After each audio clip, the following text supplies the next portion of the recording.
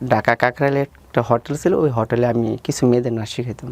তুমি পীরের বিশ্বাস করো অথচ নিজের স্বামীরে বিশ্বাস করো না। উনি একটা চামের জুতা খুললা ওনার পায়ের থেকে আমাকে কমসে কম 20 থেকে 30টা জুতার বাড়ি দিচ্ছে। আলহামদুলিল্লাহ। বর্তমানে বয়স কত আপনার? 30+। 30+। জি ভাই। ওকে। আপনার জন্ম জেলা? জেলা নারায়ণ। বাবা কি করতো আপনার? আমরা বুঝে হয়ে দেখছি অনেক পরিশ্রমের কাজ করতো, মানে একেবারে দিন মজুর যেটাকে বলে। মজুর যেটা বলা হয়। 4টা ভাই বোন ছিলাম। আপনার পজিশন? 3 নাম্বার। আমি মাদ্রাসায় লেখাপড়া করছিলাম। আচ্ছা। তো মাদ্রাসায় ক্লাস 8-এ যখন উঠছিলাম কিছুদিন লেখাপড়া করছিলাম, তারপর মা বাবার লেখাপড়ার খরচটা চালাইতে তাদের একটু কষ্ট হয়েছে, যে কারণে আমি ভাবছিলাম থাক তাদের সংসারে একটু হালটা ধরি, ওই হিসাব করে আমি লেখাপড়াটা ছেড়ে দিয়েছি। হালটা কিভাবে ধরছিলেন? আমার আব্বা যেহেতু এত বড় একটা সংসার পরিচালনা করে, দেখে আমি একটু কাজকর্ম করে আব্বাকে একটু সহযোগিতা করতে পারি কিনা। তখন আমাদের মদনপুর একটা নতুন গার্মেন্টস হয়েছে, অনন্ত গার্মেন্টস। ওকে। তো অনন্ত গার্মেন্টসে প্রথম জয়েন করলাম। তো গার্মেন্টস অবস্থায় কি মানে ছোটোবেলা থেকে একটা ইচ্ছা ছিল, এর পাশাপাশি নাচ গান ডান্স এগুলো একটা মানে একটু কালচারাল মাইন্ড যেটাকে বলে আমাদের দেশে। হ্যাঁ হ্যাঁ। তো আসলে এর পাশাপাশি ওগুলোও করতাম। ডান্সও করতেন? জি, ডান্স করতাম। আচ্ছা। আর ঢাকা কাকরাইলে একটা হোটেল ছিল, ওই হোটেলে আমি কিছু মেয়েদের নাচ শিখাইতাম। 2006 সাল থেকে ডান্সের সাথে জয়েন হয়েছি। যখন নাকি একটু বুঝতে শিখলাম, আমার বয়স যখন 20 হয়েছে, আমার মানে পার্শ্ববর্তী গ্রামে আমার এক ভাই ছিল, চাচা ছিল। জি। তো চাচাদের বাসায় আমি প্রতিদিন যাওয়া আসা করতাম। আচ্ছা। তো চাচাদের বাসায় ওই মেয়েটা বেড়াইতে আসতো। তো আমাদের চাচাতো ভাইদের মানে বেআইন লাগে, চোখে চোখ রাখি। তখন ভাবতেছি না, সেও আমাকে পছন্দ করে, আমিও তাকে পছন্দ করি। আচ্ছা। বিষয়টা মানে তার ফ্যামিলির কানে চলে গেছে। অন্য একটা ছিল মেয়েটাকে পছন্দ করতো, কে জানি ফুট করে আমার বিরুদ্ধে মানে বলেই রাব্বানি যে এখানে আসে, সেখানে একটা কারণ আছে। তো আমি আসলে প্রতিদিন এক মুহূর্ত যাইতাম শুধু তার এক নজর দেখার জন্য। এমনকি তার সাথে আমি কোনোদিন মন খুলে কথাও বলি নাই। ওই মেয়েটাকে একটা মাদ্রাসায় তাকে ভর্তি করে দিচ্ছে। তো যখন ভর্তি করে দিচ্ছে, তা আমিও ভাবতেছি যাক আমিও কাজের ফাঁকে ফাঁকে লেখাপড়াটা করব, তো মেয়েটাও লেখাপড়া চালাই যাক। এর মধ্যে কি আপনার কথা হয়েছে ওই মেয়েটার সঙ্গে আপনার? হ্যাঁ, কথা হয়েছে। কি বলছেন আপনি? কথাবার্তা হয়েছে, বলছে তুমি লেখাপড়া করে বড় হও, আমিও ইনশাল্লাহ লেখাপড়ায় নিজের পায়ে দাঁড়াই। মেয়েটা মাদ্রাসায় লেখাপড়া শুরু করে দিল। তখন থেকে আমিও মাঝে মধ্যে মেয়েটাকে সাপোর্ট করতাম আর দেখতে যেতাম ওই মাদ্রাসায়। বলতেছে কই দেখেন, আমি দেখছি আপনি আমার সাথে কোনোদিন মন খুলে কথা বলেন নাই, কিন্তু আপনার দূর থেকে যে আমাকে অনেক ভালোবাসেন, এটা আমি সাপোর্টটা বুঝি। আর মাঝে মধ্যে যে আপনি মাদ্রাসায় এসে দেখা করেন, আমি প্রতি মুহূর্তে আমি অপেক্ষা করি আপনি কখন আসবেন। তো আমি বলছি দেখো, আমি তো কাজ করি, সবসময় আসতে পারি না, তো মাঝে মধ্যে এসে তোমাকে দেখে যাবো, তোমাকে সাপোর্ট করব। আর তোমার যদি কোনো কিছু প্রয়োজন হয় আমাকে বলবা, তোমার ফ্যামিলি যদি তোমাকে চালাইতে কোনো কষ্ট হয় তো আমাকে বলবা, আমি তোমার কিছু যদি শর্ত থাকে সেটা আমি তোমাকে দিব। তো ওদিন আমাকে বললো মাদ্রাসায়, যখন আমি তাকে দেখতে গেছি, বলে মাদ্রাসায় আসছেন, একটু কথা বলা যাবে না আমার সাথে? আমি বলছি বলো কী কথা। আমাকে কথা দিয়ে যান, আমরা যখন বড় হব, আপনি যখন বড় হবেন আমাকে কিন্তু কখনো ভুলবেন না, ঠিক আছে? তোমাকে কথা দিলাম। ওয়াদা করলেন তো? সে আমাকে ওয়াদাটা করাইছে। তো এইভাবে কিছুদিন যাওয়ার পরে হঠাৎ তাকে মাদ্রাসা থেকে তার ফ্যামিলি তাকে বাড়িতে নিয়ে গেল। তো আমি তো আমাদের পাশে গেলাম, তো মাঝে মধ্যে যাই, হাঁটতে দেখি ফিরি। একদিন আমাকে ফোন করলো, সে ফোন করলো, বলল দেখো আমার ফ্যামিলি বিয়ে দিতে চাচ্ছে, তুমি কি বলো? আমি বললাম দেখো, মা বাবা যা চায় তাই মাইনা নাও। আচ্ছা। আমি জীবনের শুরু থেকে ত্যাগ করা শিখছি। দেখো, তোমার মা বাবা একটা স্বপ্ন আছে, আমি জানি, তোমাকে দেখে শুনে একটা ভালো ফ্যামিলির কাছে তুলে দিবে। আর প্লাস আমি চাই না তোমার মা বাবার মনের ভিতরে কোনো আঘাত পাক। বিয়ে হয়ে যাওয়ার পর আমি অন্য একটা কোম্পানিতে জব নিলাম।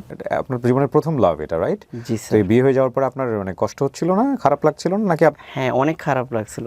সবসময় দেখে গেছি, হ্যাঁ। কোনোদিন তার হাতটা স্পর্শ করে দেখিনি। অন্য একটা কোম্পানিতে জব নেওয়ার পরে আমাকে মালিকপক্ষরা মানে ছুটিটা খুব কমে দিত। তখন আমি মানে আমার আনন্দের যে অন্য সময়গুলো আছে, ওইসব জিনিসগুলো আমি সময় দিতে পারি না। তো মাঝে মধ্যে বাড়িতে ছুটি পাইলে আসি। তো বাড়িতে আসার পরে মাঝে মধ্যে আমি আমার আত্মীয় স্বজন যারা ফুফু টুকু লাগে তাদের বাসায় বেড়াইতে যেতাম। তো হঠাৎ একদিন আমার বোন আমাকে বলে, তো ভাইয়া তুমি নাকি যে মেয়েটাকে চয়েস করছো, সে মেয়েটা নাকি বিয়ে হয়ে গেছে।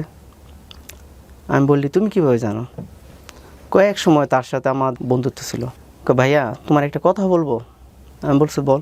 কয় তুমি তো কে পছন্দ কইরা জীবনে ওরে পাইলে না, আমি তোমার আমার একটা মনের কথা বলি। এটা এর কয়েকদিন পরে ঘটনাটা। আমি বলছি বল। আমি না তোমার অনেক আগের থেকে পছন্দ করি। যে মেয়েটা আপনাকে এই কথা বলে সে সম্পর্কে কি হয় আপনার? বোন হয় তো। মানে আপনি তো তাকে নিয়ে চিন্তাই করেন না এর আগে কোনোদিন? জি না, জি না। Okay. এমনিতে আত্মীয় তো, মাঝে মধ্যে ওদের বাসায় যাইতাম, সবসময় ছোটবেলা থেকে ওদের বাসায় যাওয়া আসা। তুমি আমারে পছন্দ করো কখন তো আমাকে বলো নাই। বলতেছে না আমি আপনাকে অনেক আগের থেকে পছন্দ করি, তো যেহেতু আপনি আমার ভাই লাগেন আমি তো সাহস করে কখনো বলতে পারি নাই। তো আপনি যদি মনে করেন আমি তো চলে যাব, তা আসেন একটা কাজ করি, আমরা চুপচাপে মানে বিয়েটা কইরা রেখে দেই, 5 বছর পর আপনার ফ্যামিলি আমাকে ওঠাই দিব, আমাদের ফ্যামিলি আপনাকে ওঠাই দিবে। বিয়ের 5 বছর পরে বিষয়টা জানাজানি হবে। তো একদিন আমার মানে ধৈর্য মানে কান্না করা শুরু করছে। বলতেছে আমার মা নাকি আমাকে বিয়ে দিয়ে দিব, আমি তো আপনাকে ছোটোবেলাতে পছন্দ করি, তো আপনি আমাকে বিয়েটা করে রাখেন, বিয়ে করার 5 বছর পরে আপনার ফ্যামিলিকে আপনি জানান, আমার ফ্যামিলিকে আমি জানাবো। তখন হঠাৎ আমি মাথায় নিলাম, আসলে জীবনে যারে সবচেয়ে বেশি পছন্দ করলাম, ভালোবাসলাম, তাকে তো বিয়ে করতে পারলাম না। ঠিক আছে, ও যতন আমাকে পছন্দ করে, ওর মনে আশাটাই পূর্ণ হোক, তারপরে অত দেখাশোনা খারাপ না, ভালোই আলহামদুলিল্লাহ। তখন আমি বলছি ঠিক আছে, বিয়ে করার আগে আমি এই বিষয়টা আমার আব্বা মার সাথে আমি একটু বিষয়টা শেয়ার করি। আমার মার সাথে প্রথম বিষয়টা শেয়ার করছি। বলছে মা তোমরা যদি বলো ভবিষ্যতে আমি আমার হুফাতো বোনটাকে আমি বিয়ে করব। তো আমার মা বলতেছে ঠিক আছে, তোর বাপের সাথে আমি বিষয়টা বুঝবো। হয়তোবা আমার আব্বার সাথে বিষয়টা রাত্রিবেলা শেয়ার করছে। তারপরের দিন সকালবেলা আমার আব্বা আমাকে ডাকছে, বাবা তুমি নাকি তোমার মার কিছু বলছো? আমাকে আব্বা আপনার কাছে তো বয়াত, আমি আপনার সামনে তো কখনো বসিও না, তো মাকে আপনার সব কিছু বলে হলাইছে? কয় বাবা তোমার একটা কথা বলি, তোমার এই সবসময় মানে তোমরা যখন থেকে বুঝর হয়েছো দেখছো তো কত কষ্ট করে তোমাদের আমরা খাওয়াই পিনতে বড় করছি, তো আমরা চাই তুমি বিয়ে করো, ভালো একটা মেয়ে দেখা করো বা আমরা করাই যদি বিয়ে করতে ইচ্ছে করে। তো কথা হয়েছে আত্মীয়তার ভিতরে বিয়ে করো না। আচ্ছা, আত্মীয়তার ভিতরে বিয়ে করবা, এই বন্ধনটা পরবর্তীতে ফাটল ধরবো। এখন মাঝে মধ্যে যাই তাদের বাসায়, যাইতাম আসতাম, যাওয়া আসা হইতো। তখন হঠাৎ বলতেছে আপনার যে আমি পছন্দ করি, আপনি কি আমার কথাটা রাখবেন না রাখবেন না? আমি বলছি কি কথাটা বলো? বলছি আমি আপনাকে অফার করছি, আপনি আমাকে আপাতত বিয়ে করে রাখেন, 5 বছর পর বিষয়টা জানাজানি হবে। হঠাৎ সে একদিন স্কুলে এসে আমাকে ফোন দিচ্ছে। আচ্ছা, স্কুলে এসে ফোন দিয়ে বলে চলেন কাজীর বাড়িতে যাব। আমি বলতেছি হঠাৎ কাজীর বাড়িতে যাইবে?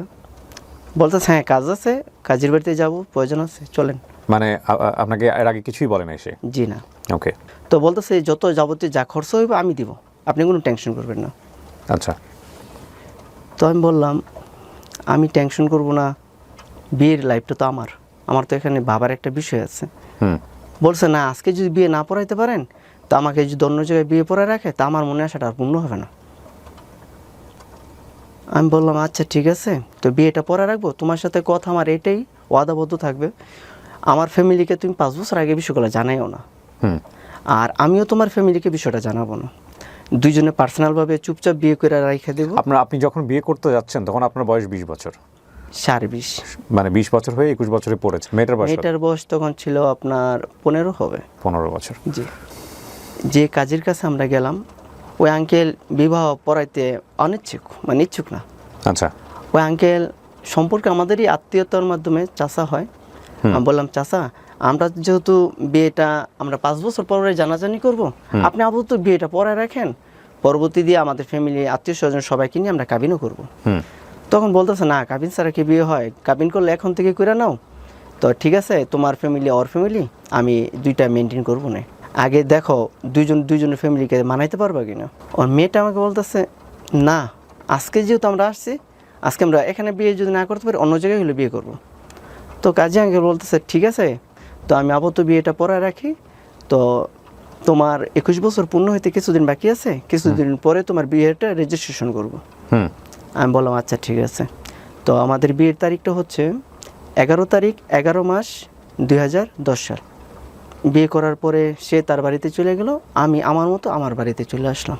আপনাদের এই বিয়েতে মানে কেউ কোনো সাক্ষী ছিল না আপনার ফ্যামিলি মেম্বার? জি স্যার, আমার এক বন্ধু ছিল আর মানে দুইটা বন্ধু ছিল, একটা বন্ধু মানে উকিল বাব যেটাকে বলা হয় ওই হিসেবে সাক্ষী ছিল, আর একটা বন্ধু পার্সোনালভাবে সাক্ষী ছিল। মেয়ের বাবা জানতো না বিয়েতে? মেয়ের বাবা কিছু জানতো না, মাও কিছু জি জানতো না, না? মা বাবা, তার মা বাবা জানতো না, আমার নিজের মা বাবাও জানতো না।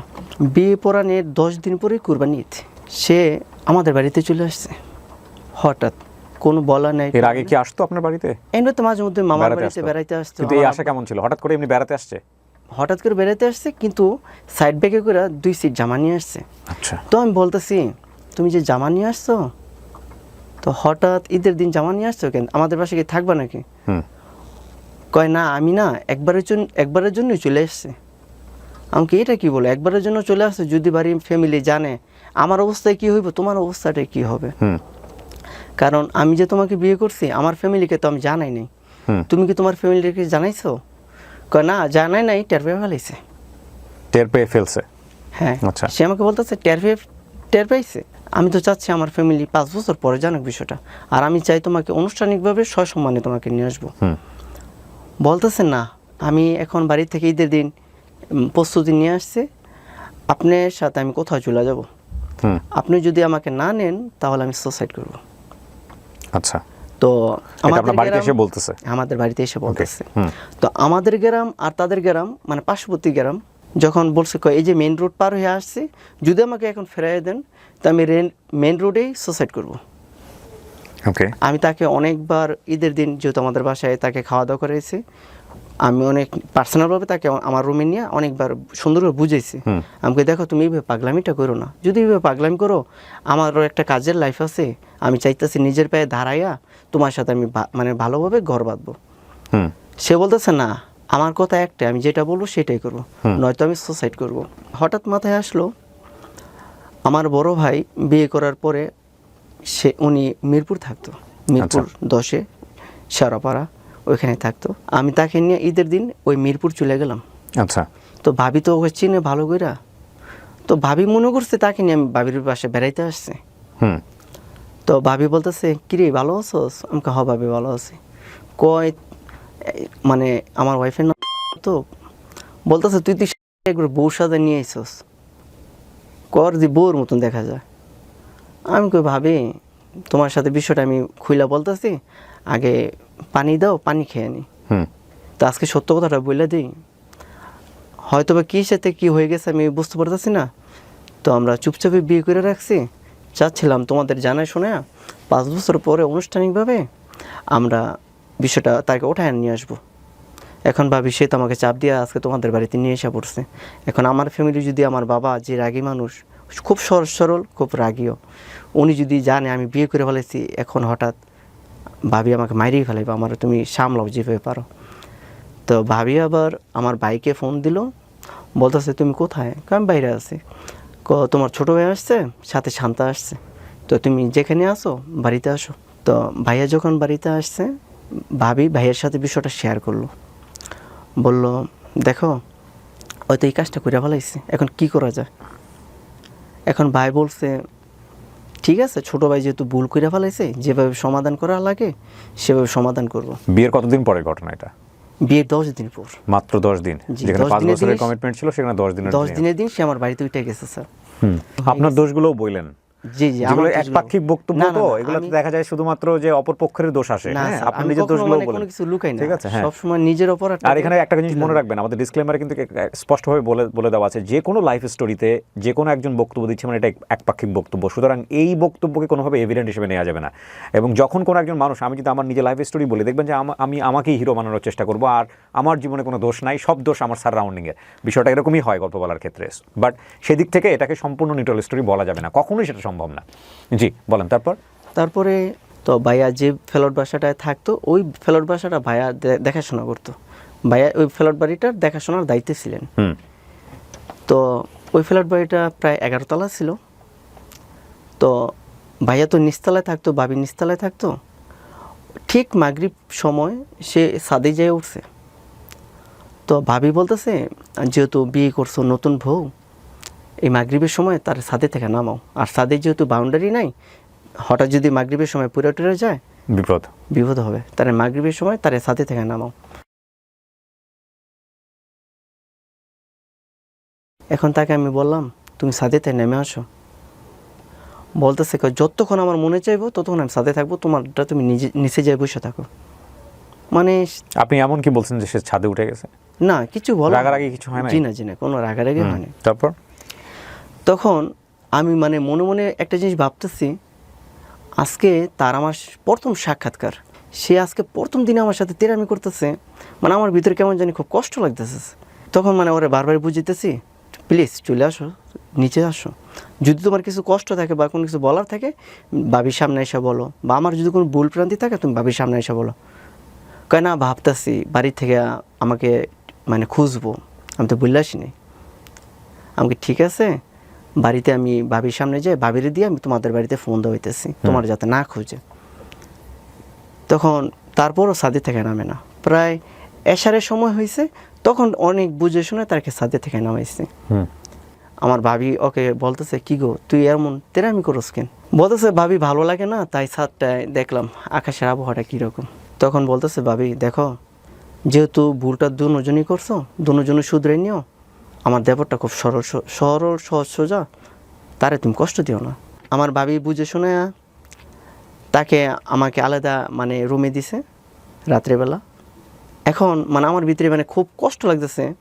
তার সাথে আমার প্ল্যানটা ছিল 5 বছরের কন্ট্যাক্ট, 5 বছরের পরে তার আমার সাক্ষাৎ হবে, 5 বছরের পরে আমার মা বাবার স্বপ্ন একটা পূরণ করে আসবো, নিজের পায়ে একটু দাঁড়ানোর প্ল্যান ছিল।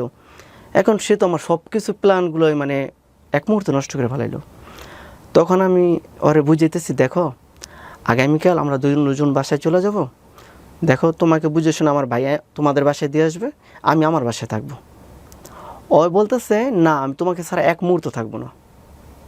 আমি বলতেছি দেখো তুমি যে আমাকে এভাবে তেরামি করে আমাকে যে মানে বলতেছো, আমার তো আসলে কষ্ট হইতেছে ভিতর দিয়ে, কারণ আমার তো প্ল্যান ছিল তোমাকে নিয়ে একটা ভালো মানে ঘর বাঁধবো, কিন্তু আমি নিজের পায়ে দাঁড়ায় নিব, আমার এরকম একটা প্ল্যান ছিল। তুমি যে আমাকে আসলে এখন এভাবে ব্রেক মিলের মতো করতেছো, আসলে আমার ভবিষ্যৎটা তো আমি অন্ধকার দেখতেছি। বলতেছে আজকের পর থেকে আমি যেভাবে বলবো সেভাবে উঠতে হবে, সেভাবে বসতে হবে। কয় আগামীকাল বাসায় যাব ঠিক, কিন্তু আমার বাসায় না, তোমার বাসায়। আমার ভাইয়া আমার ভাবি তারাই ডিসিশন নেবে কে কার বাসায় যাবে। সে বলছে না আমি এখানেই বেড়াবো।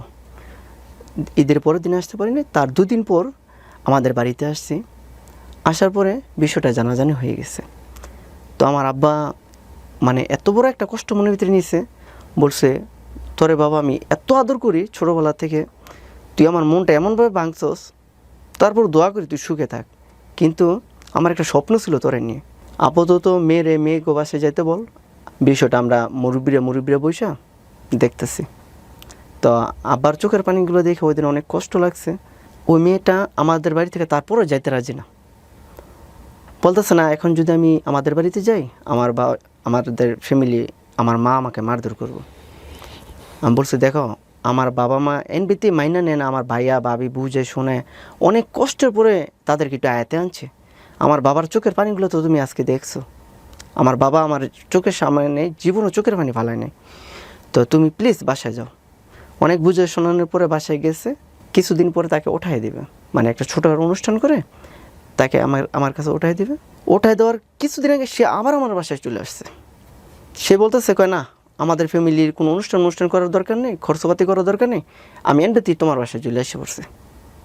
আমি বলছি দেখো তুমি তো নিয়মকানুনগুলো ভঙ্গ করতেছো, এটা সুন্দর হয় না। 2 জনের বাসায় অনুষ্ঠান হবে, আমি বরযাত্রী সাহায্যে তোমার নিয়ে আসবো, সুন্দর একটা আনুষ্ঠানিকভাবে ওঠাই দিব। সে আর অনুষ্ঠানটা করতে দিল না আমাদের।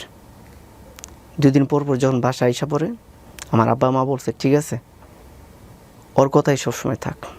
তো 2-3 মাস পর সে প্রেগনেন্ট হলো।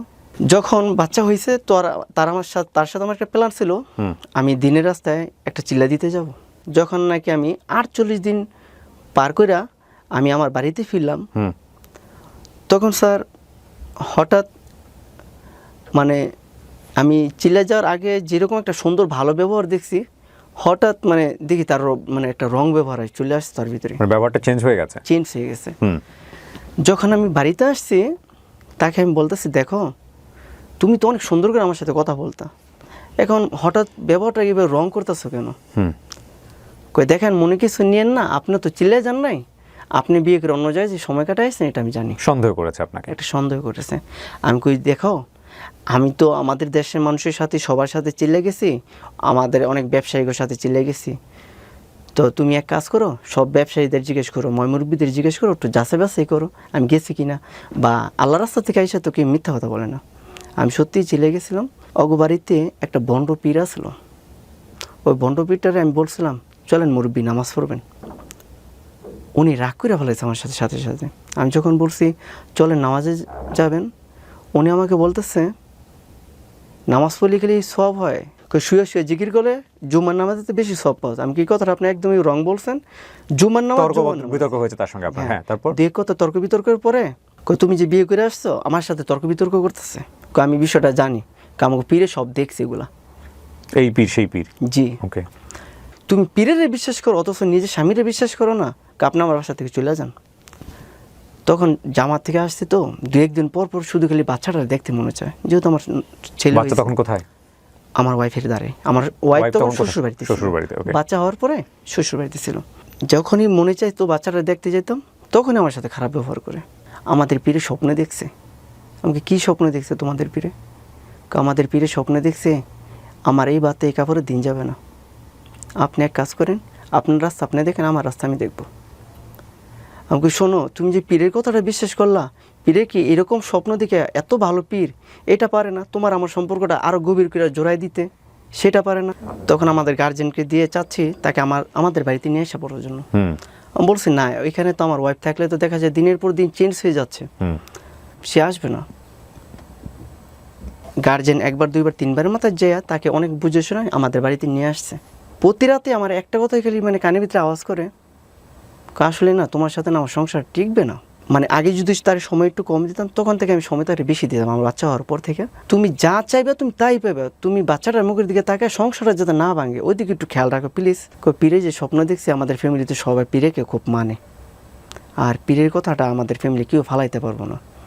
সে আমার সাথে যখন কথাগুলো শেয়ার করতো, তখন আমি বলছি দেখো, এই যে একটা মাসুম বাচ্চার দিকে তাকাও, তুমিও স্বামী পাইবা, আমিও ওয়াইফ পাবো, কিন্তু এই বাচ্চাটা যখন এতিম হয়ে যাবে, তখন এই বাচ্চাটার মধ্যে মাথায় হাত বোলানোর মতন মা থাকবে না, বাবাও থাকবে না। সপ্তাহে 2 দিন আমাদের বাসায় থাকলে 4 দিনই ওদের বাসায় থাকে। আমি 2 দিন পর পর বাচ্চাটা দেখতে যেতাম। ভাই এত খারাপ ব্যবহার করতো, যেগুলো আসলে একটা পুরুষ হিসেবে একটা স্ত্রীর কাছে কখনই আশা করে না। যখনই যাইতাম তখনই চোখের পানিগুলো ফালাই আসতাম, বলতাম দেখো আমার এমন একটা মাসুম বাচ্চার সামনে তুমি আমার এইভাবে গালাগালি করো, কথাবার্তি বলো। একদিন তার ফ্যামিলিকে জানালাম, দেখেন আম্মা আপনার মেয়ে আমার সাথে কীভাবে খারাপ ব্যবহারগুলো করে। কমই করে, বলতেছে তোমারে যাইতে বলছে। ভাষা হয়েছে আমাদেরই সম্পর্কে, আত্মীয়তার ভিতরে আমার এক চাচু লাগে, উনি একটু প্রভাবশীল মানুষ। আপনাকে যেতে বলছে? আপনার স্ত্রী বলেছে? আমার স্ত্রী বলছে। এখন আমার স্ত্রী যে আমার বিরুদ্ধে যে সে যে ওখানে নালিশ করে আসছে সেটা আমি জানি না। বললাম কাকা আপনি নাকি আমাকে ডাকছেন? বলতেছে হ্যাঁ তোমার ওয়াইফ তো অভিযোগ দিয়ে গেছে, তুমি নাকি তাকে খুব টর্চার করো। আমি বলছি না কাকা, এটা তো মিথ্যা অভিযোগ দিয়ে গেছে। ঠিক আছে, তোমার আব্বা আম্মুরে আর ওর আব্বা আম্মুরে দুজন রে, তোমাদের ফ্যামিলি মুরব্বীদেরকে একান্ন করে আমাকে ডাকবা। তখন ডাইকা সব জিজ্ঞেস করছে, তোমার মেয়েরা নাকি খুব টর্চারিং করে, তোর মেয়ে তো আমার কাছে এসে বিচার দিয়ে গেছে, এখন কোনটা সত্য মিথ্যা এই জিনিসটা যাচাই করার জন্য তোমাদের দোনো পক্ষকে ডাকা হয়েছে।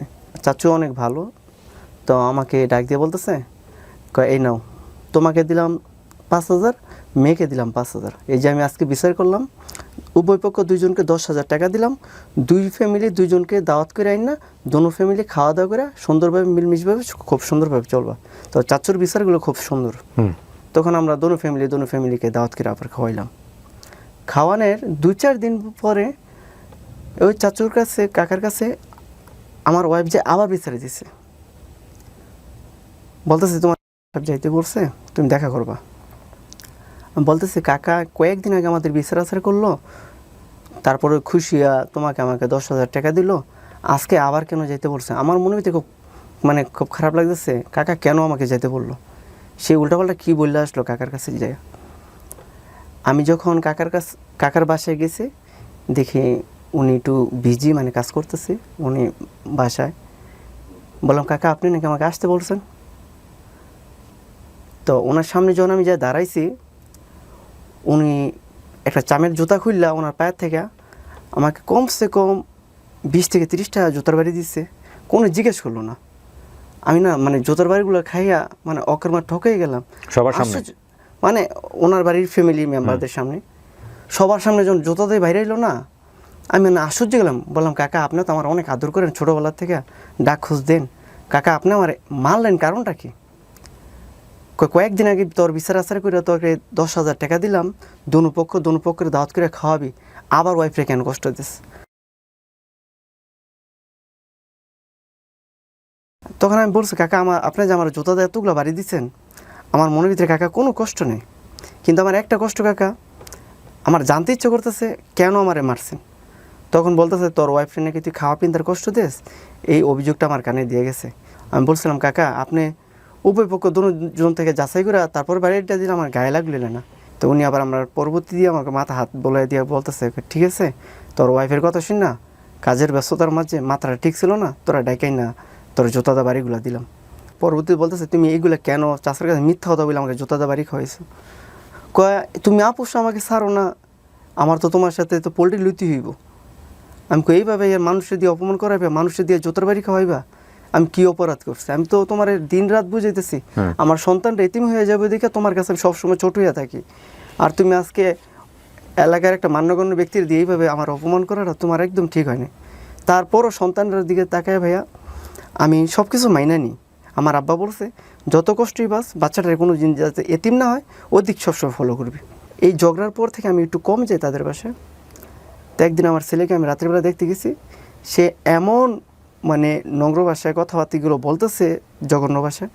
আমার মা বাবার তুলে যখন আমার গালি দিছে আমি নিজের স্যার তখন মানাইতে পারিনি। তখন বলতেছে লজ্জা শরম থাকলে আর কোনো দিন তুই আমার দরজাতে আসবি না। আমি বলছি দেখো লজ্জা শরম যদি আল্লাহ পাক আমার দিয়ে থাকে আর কোনো দিন তোমার দুয়ারে আমি আসবো না। সে আমার বলতেছে কালকে সকালবেলার ভিতরে তোর আমি তালাক লেটার পাঠাই দেবো, তুই কখনো আমার বাসায় আসবি না। কালকে সকালে তোমার দিতে হবে না কষ্ট করে, আজকে রাত্রির ভিতরে আমি তোমাকে তালাকনামা দিব। আমি ওই রাত্রির ভিতরে তালাকনামা লেটার লিখলাম, তার অপমান সহ্য না করে। কাজী অফিস থেকে আপনি নিজে দিচ্ছেন? জি, কাজী অফিস থেকে কোর্টে থেকে পাশ করাই না, পরবর্তী দিন তালাকনামার লেটার পাঠাই দিচ্ছে তার কাছে। তালাক দেওয়ার 12 দিন পরে মানে আমার নিজের থেকে আমি উদ্যোগ নিচ্ছি, সে আপোষ বসতেছে না, তালাক পেপার সে যেহেতু গ্রহণ করছে, আমি নিজের টেনশন কমানোর জন্য অন্য একটা মেয়ে নিয়ে আমি নিজের লাইফটাকে সাজাবো, তার আশা আমি বাধা দিব। তার তালাক আমি তাকে তালাক দেওয়ার 12 দিন পরে আমি নোয়াখালীতে গেছি, মানে ওইখানে আমার আত্মীয় নিয়ে গেছি, আমার বড় ফুফুকে নিয়ে গেছি। বলছে ফুপু নোয়াখালী বেড়াইতেও যাবো এক আত্মীয়র বাসায়, ওইখানে একটা মেয়ের কথাবার্তা শুনছি, তো ওইখানে যদি মেয়েটা পছন্দ হয় আমি বিয়ে করে ডাইরেক্ট বাড়িতে নিয়ে আসবো, তার যে প্রাপ্ত তার আমি দিয়ে দিব, কিন্তু আমার নিজের জীবনটা আমি সাজাবো, তার জন্য উপরে কষ্ট করে আমি নিজের জীবনটা নষ্ট করতে চাই না। তালাক দেওয়ার 12 দিন পরে আমি যখন বেড়াইতে গেছি নোয়াখালী, বেড়াইতে যাইয়া যে ফ্যামিলির মেয়েটাকে আমি দেখা চয়েস করছি, ওই ফ্যামিলির মেয়েটা আমাকে দেখে চয়েস করছে। আর ওই ফ্যামিলির মেয়ের মা বাবার একটা ইচ্ছা ছিল ঢাকার ছেলে কাছে তার মেয়ে বিয়ে দিবে, ওইখানে বিয়ে পড়াইলাম। যেদিন দেখতে গেছি তার আপনি আপনার প্রথম স্ত্রীকে তালাক দেওয়ার কতদিন পরে বিয়ে করেন? 12 দিন পরে স্যার। তালাক তো অ্যাক্টিভই হয় নাই। জি, এখন আসলে এই বিষয়টা আমি আবার জানি না, আপনি জানেন না, মানে 3 মাস সময় লাগে অ্যাক্টিভ হইতে। 3 মাস 13 দিন। আচ্ছা, এখানে খুব সেন্সিটিভ একটা স্টোরি আজকে আসতেছে, কয়েকটা বিষয় খেয়াল করবেন। একটা হচ্ছে তালাক যে অ্যাক্টিভ হয়নি, এটা একটা প্রথম কথা। দ্বিতীয় বিষয়টা হচ্ছে যে উনি তখনও ইমোশনের মধ্যে আছে, তালাকটা দিয়েছে উনি কিন্তু মানে এক ধরনের কষ্ট পেয়ে রাগ করে, জি স্যার, এবং সেই রাগ থেকে আরেকটা বিয়ে করতেছে। এগুলো খুব গুরুত্বপূর্ণ এবং এগুলা পয়েন্টগুলো ট্রিক করার চেষ্টা করবেন, দেখেন কি হয় সামনের দিকে। হ্যাঁ, তারপর সম্পূর্ণ এই বিষয়গুলা আমার লাইফ স্টোরিগুলা আমি দ্বিতীয় ওয়াইফ যাকে বিয়ে করি ওনাকে কি জানাইছেন আপনি বিয়ের আগে? হ্যাঁ, আমি সব মানে তার সাথে যেদিন দেখতে গেছি একের সম্পূর্ণ লাইফ স্টোরিগুলা কি কি হয়েছে না হয়েছে আমি সম্পূর্ণ বিস্তারিত খুলে বললাম। ও মেয়ের আম্মুকে বলতেছে মা উনি না অনেক ভালো, ওনার কাছে আমি বিয়ে বসবই, যত কিছু হয়েছে যত জ্বর তুফান আসুক আমি এগুলো মেনে নিব। তখন মানে ওর ফ্যামিলি আমার কাছে বিয়ে দেওয়ার জন্য খুবই একমত। তো বিয়ে করে ফেললেন? জি, 12 দিনের মাথায় আমি তাকে বিয়ে করে ফেললাম। ওকে। বিয়ে করার পরে 4 দিন ওই নোয়াখালীতে আমি ছিলাম। তো আমি 4 দিনে আমি বাকি জনম যতদিন আল্লাহ পাক আমাকে বাঁচা রাখে এই 4 দিনের ভালোবাসা তাদের আমি ভুলবো না। সত্যিকারের মন সত্য, সত্যিকারের ভালো মানুষ ওই মেয়েটার ভিতরে, আমার দ্বিতীয় ওয়াইফের ভিতরে আমার জীবনের ভালো নারীদের একটা মন সত্য জিনিসটা তার ভিতরে আমি পাইছি। ওই 4 দিন জি, তারপর ওদের বাসায় বললে আসলাম, দেখো আমি একটু বাড়িতে যাই, ওই বাড়ির একটু জায়জামালাগুলো শেষ করে আনুষ্ঠানিকভাবে তোমাদেরকে আমি বাড়িতে নিয়ে যাব। যখন আমি আসছি, আসার কয়েকদিন পরে বলতেছে আমার প্রথম ওয়াইফ এটা নালিশে বসবে। হ্যাঁ ঠিক আছে, ভেরি গুড, নালিশে বসো, তোমার যে প্রাপ্ত দেনমোহর আমি সেটা দিয়ে দিব। এখন বলতেছে 7 লক্ষ টাকা দিতে হবে। আমি বলছি না, আমার তো দেনমোহর তো মাত্র 60,000 টাকা, তো যেটা প্রাপ্ত সেটা দিন। তখন আমি আবার কি স্যার ব্যবসা বাণিজ্য কইরা মানে নিজের ভবিষ্যৎ কিছু করার জন্য ব্যাংকে আমি প্রায় 3 লাখ 3.5 লাখের মতো টাকা জমাইছিলাম। তো এখন আমি বলতেছি না, যদিও 60,000 টাকার বেশিও যদি লাগে, 1 লাখ টাকাও লাগে, অগবাড়ির যে মেম্বার ছিল ও মেম্বারকে আমি বিষয়টা অভিযোগ করলাম, যদি 1 লক্ষ টাকা লাগে এটা বিষয়টা বৈশাখ মীমাংসা করে দেন, আমি চাই না এই প্যারাটা আর মাথায় রাখতে। ওকে, এখন মেম্বার সাহেব বলতেছে না এই টাকা হবে না, তো সে তো তোর বিরুদ্ধে মামলা করব, মামলায় যা রায় হবে সেটাই মাথা পাইতে নিতে হবে। কথাটা বলার তার 2 দিন পরে সে আমার বিরুদ্ধে মামলা করছে, নারী নির্যাতন যৌতুকবিহীন মামলা। মামলার কাগজটা স্যার আপনার ফটো দেওয়া হয়েছে। আমার কাছে আছে। ওকে, হ্যাঁ বলেন তারপর। যখন কোর্টের মধ্যে হাজিরা দিতে গেছি স্যার, তখন আমার উকিল আমাকে কাঠ করে দাঁড় করাইছে। আমার উকিল শুধু একটা কথাই বলছে, তুমি ম্যাজিস্ট্রেটে বলবা তোমার ওয়াইফকে তুমি ভাত খাওয়াইবা। আমি বলছি ঠিক আছে, আপনার যেভাবে বলছেন আমি সেভাবে বলবো, আমি তাকে ভাত খাওয়াবো, কারণ আমি তো রাগের বছর তাকে তালাক দিচ্ছি। তখন তার উকিল বলতেছে ওকে আমি শারীরিকভাবে অনেক নির্যাতন করি, ওরে অনেক মারধর করি, অনেক টর্চারে করি। তো এইরকম একটা কাঠগড়ে আমাদের এইরকম তর্ক বিতর্ক চলতেছে। আমি শুধু খালি ম্যাজিস্ট্রেটের মুখের দিকে তাকে একটা কথা উচ্চারণ করছি, স্যার আপনি যদি তদন্ত করে যদি ইনকোয়ারি করে যদি আমার বিরুদ্ধে কোনো খারাপ কিছু পান, যে শাস্তিটা দিবেন আমি সেই শাস্তিটা মাথা পাইতে নিব। একটা কথাই উচ্চারণ করলো, বললো তুমি কি তোমার ওয়াইফ নিয়ে সন্তান নিয়ে কি সংসার করতে ইচ্ছুক আছো? আমি বলছি স্যার ইচ্ছুক না, তার জন্য আমি জীবনটা দেওয়ার জন্য চেষ্টা করছিলাম, কিন্তু তার সাথে আমি রাগ অভিমান কইরা সহ্য না করতে পারা, তার ব্যবহার সহ্য না করতে পারা, আমি তার রাগ অভিমানে তার আমি ডিভোর্স করছি। এখন আপনারা যদি আমার ওয়াইফ সন্তান আমার হাতেও দেন, আমি অবশ্যই তাকে ভাত খাওয়াবো, আমার সন্তানের দিকে তাকায়। আমার বাবা বলছে যতই জ্বর তুফান আসুক সন্তান রেতিম করবো না। তখন ম্যাজিস্ট্রেট আমার ওয়াইফকে আমার সন্তানকে আমার হাতে তুলে দিল। এখন সে আসতে রাজি না, সে বলছে না জেল খাটাইতে হইব, তারে সাজা দিতে হইব, সে বিশাল ভুল করছে। এখন ম্যাজিস্ট্রেট একটা কথা উচ্চারণ করছে, না যাচাই বাছাই করে দেখছি, ইনকোয়ারি করে দেখছি ও নির্দোষ। এখানে স্যার আপনাকে একটা কাগজ দিয়েছে, চেয়ারম্যান মেম্বারও আমাদের বিষয়টা মানে অনেক যাচাই বাছাই করে দেখছে। তো যখন তুলে দিচ্ছে আমার বাসায় নিয়ে আসছে, আবার পলাই স্যার চলে গেছে, কাপড়লতা আনার কথা বললাম, বলতেছে কাপড়লতাগুলো নিয়ে আসি, এই কথা বলে চলে গেছে। আমার সাথে সে কোর্টে হাজিরা দেয়, কিন্তু আমার বাসায় সে বাস করে না। আচ্ছা, তো আপনার দ্বিতীয় স্ত্রী কোথায় তখন? আমার দ্বিতীয় স্ত্রী তখন নোয়াখালী। সে জানে যে এগুলো হচ্ছে? হ্যাঁ, আমার ওয়াইফ সেগুলি তার সাথে ফোনে যোগাযোগ হয়েছে, সে জানে এগুলি, হ্যাঁ জানে। তারপর তখন আমার দ্বিতীয় স্ত্রী আমাকে একদিন সে তার বাড়িতে ডাকলো, বলতেছে শোনেন তাপু, যেহেতু তোমার প্রথম ওয়াইফ সে অনেক ভালো, এক কাজ করে সে যদি খাইতে চায় আমি বিষয়টা মাইনে নিব, তুমি তোমার সন্তানটা এতিম করো না, তুমি প্রয়োজন আমি তারে মাইনা নিব, তুমি দেখো ওরে বুঝে শোনা, যদি আমিও খাবো সেও খাবে, যদি তুমি ম্যানেজ করে নিতে পারো তারে এই অফারটা করো। তখন আমি শান্তাকে আমার প্রথম ওয়াইফকে তারে অফার করলাম, দেখো যাই দুইজনের ভিতরে হয়েছে, দেখো প্রথম দ্বিতীয় ওয়াইফ যেহেতু বলতেছে, প্রথম ওয়াইফ রাজি না, বলছে না আমি রাজি না, আমারে টাকা দিয়ে দাও আমি কেটে দেবো 7 লাখ। 7 লাখ। তখন আমি বলছি না, আমি মামলায় যেহেতু খাইয়া ফেলাইছি, তোমার সাথে আর আপোষ এইবার যাইতে রাজি না, কোর্ট থেকে যেটা রায় হবে আমি সেটাই মাথা পাইতে নেব। তো যতবারই হাজিরা দিই ম্যাজিস্ট্রেট আমার সন্তান আমার ওয়াইফ আমার হাতে তুলে দেয়। যেদিন তৃতীয় হাজিরার সময় আমার হাতে তুলে দিছে, কোর্টের ভিতরে সে আমার গায়ে হাত তুলে বলেছে, তখন না আমিও তার গায়ে হাত তুলে ফেলাইছি। সেও হাত তুলছে, আপনিও তুলছেন? হাত তুলছি, কিন্তু মানে ম্যাজিস্ট্রেটের রুম থেকে বের হয়ে বারিন্দায় হয়তো আমার গায়ে তারা যখন আঘাত করছে আমার রক্ত বের হয় নাই, কিন্তু আমি যখন নাকি তাদেরকে শ্যুট করছে, মানে তার নাক দিয়ে রক্ত বের হয়ে গেছে, তার আম্মুর নাক দিয়েও রক্ত বের হয়ে গেছে। কিন্তু ম্যাজিস্ট্রেটের লোকজন এই বিষয়টা দেখে পরবর্তী দেওয়ার সাথে সাথে আরেকটা মামলা করলো, সঙ্গে সঙ্গে স্পট একটা মামলা হয়েছে, স্পটে আরেকটা মামলা হয়ে গেছে, সাথে সাথে আমার বিরুদ্ধে ওয়ারেন্ট হলো। তখনও আমি তাদের বাড়িতে আবার আসছি, বলছি কেন আমার জীবনটা নিয়ে এত খেলা খেলতেছিস, যদি নাই খাস বা নাই চলতেছিস আমার সাথে, তাহলে একটা আপোষের মধ্যে তোরা তা রাজি না, তো কেন কোর্টের মধ্যে মামলা করে আবার কেন আমার ওয়ারেন্ট বার করলি। তখন আমার সাথে চ্যালেঞ্জ করলো আমার ওয়াইফ, বলছে টাকা পাই বা না পাই, তোমার আমি জেল খাটাবো 7 বছর, এটাই তোমার চ্যালেঞ্জ। আমি তোমার চ্যালেঞ্জ গ্রহণ করলাম, একদিন জেল খাটবো না, এটা আমার চ্যালেঞ্জ। ওয়ারেন্ট হয়ে গেলে আপনি কি করলেন? তখন আমার বাড়িতেই আমি বাস করতেছি। আচ্ছা, ওয়ারেন্ট হলো তো আপনাকে সাথে সাথে ওয়ারেন্ট হলো তো সাথে সাথে অ্যারেস্ট করে নেই। আচ্ছা, পুলিশ যখন আমাদের বাড়িতে আসছে তখন হয়তো আমি বাড়ির বাইরে ছিলাম, আমাকে পায় নাই, ওই দিন চলে গেছে। তারপরের দিন শুক্রবার দিন যখন সকাল সময় আমার আব্বা দোকানে গেছে, তখন আব্বা আর আমি দুইজনে মিলে মতি দোকান চালাই।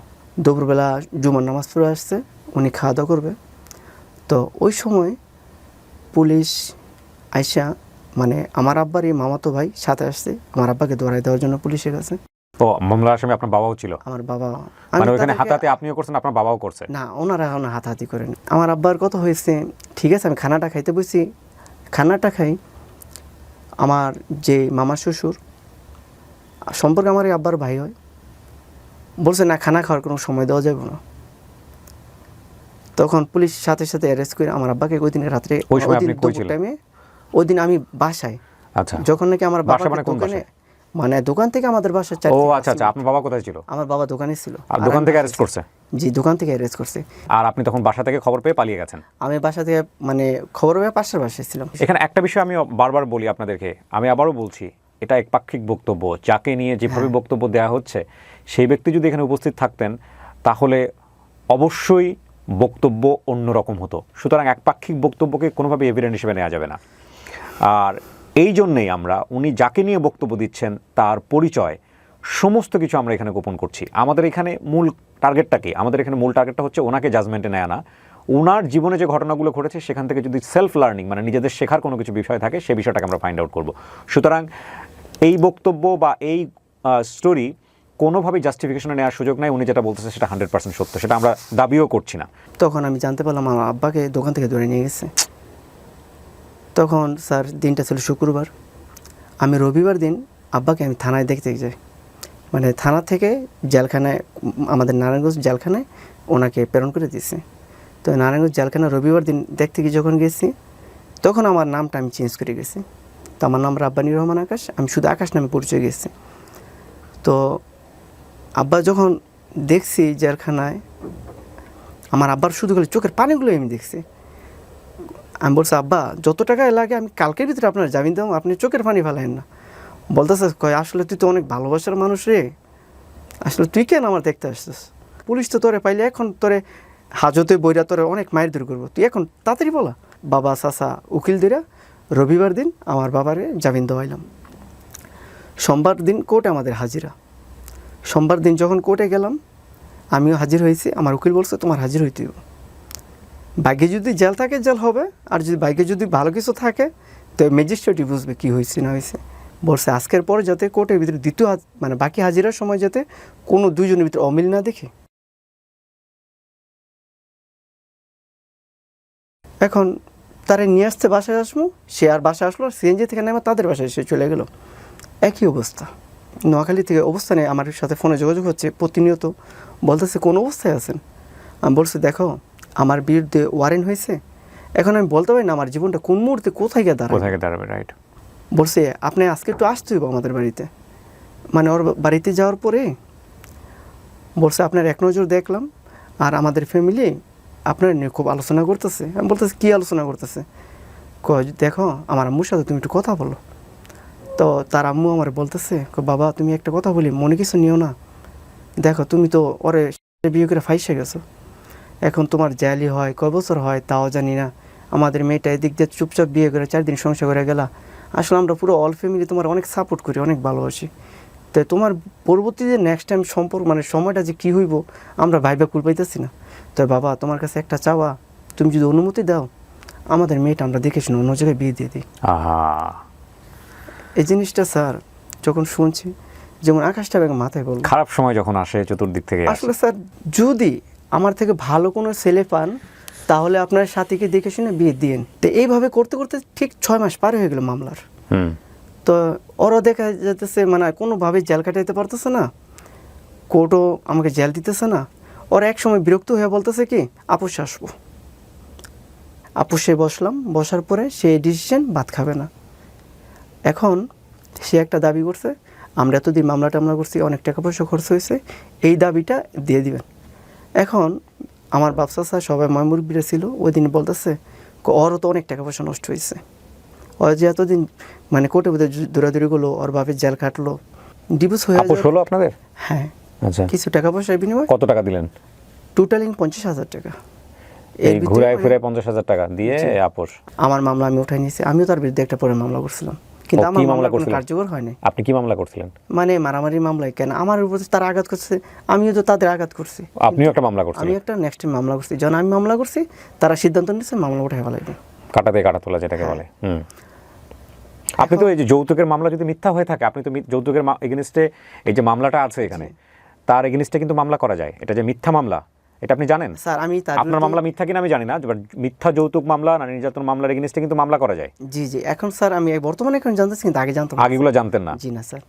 আমি এখানে একটা জিনিস বলে রাখি উইথ ডিউ রেসপেক্ট, আমি বলছি না যে বাংলাদেশের সব নারী নির্যাতন মামলা কিংবা যৌতুক মামলা মিথ্যা মামলা, না, আমি সেটা বলছি না। তবে আপনারা যারা এই সব মামলার মধ্যে জড়িত আছেন, খুব বিজ্ঞ আদালত সহ অনেকেই জানে যে প্রচুর হয়রানিমূলক মিথ্যা মামলা হয় এই নারী নির্যাতন এবং যৌতুক মামলার জায়গাটা থেকে।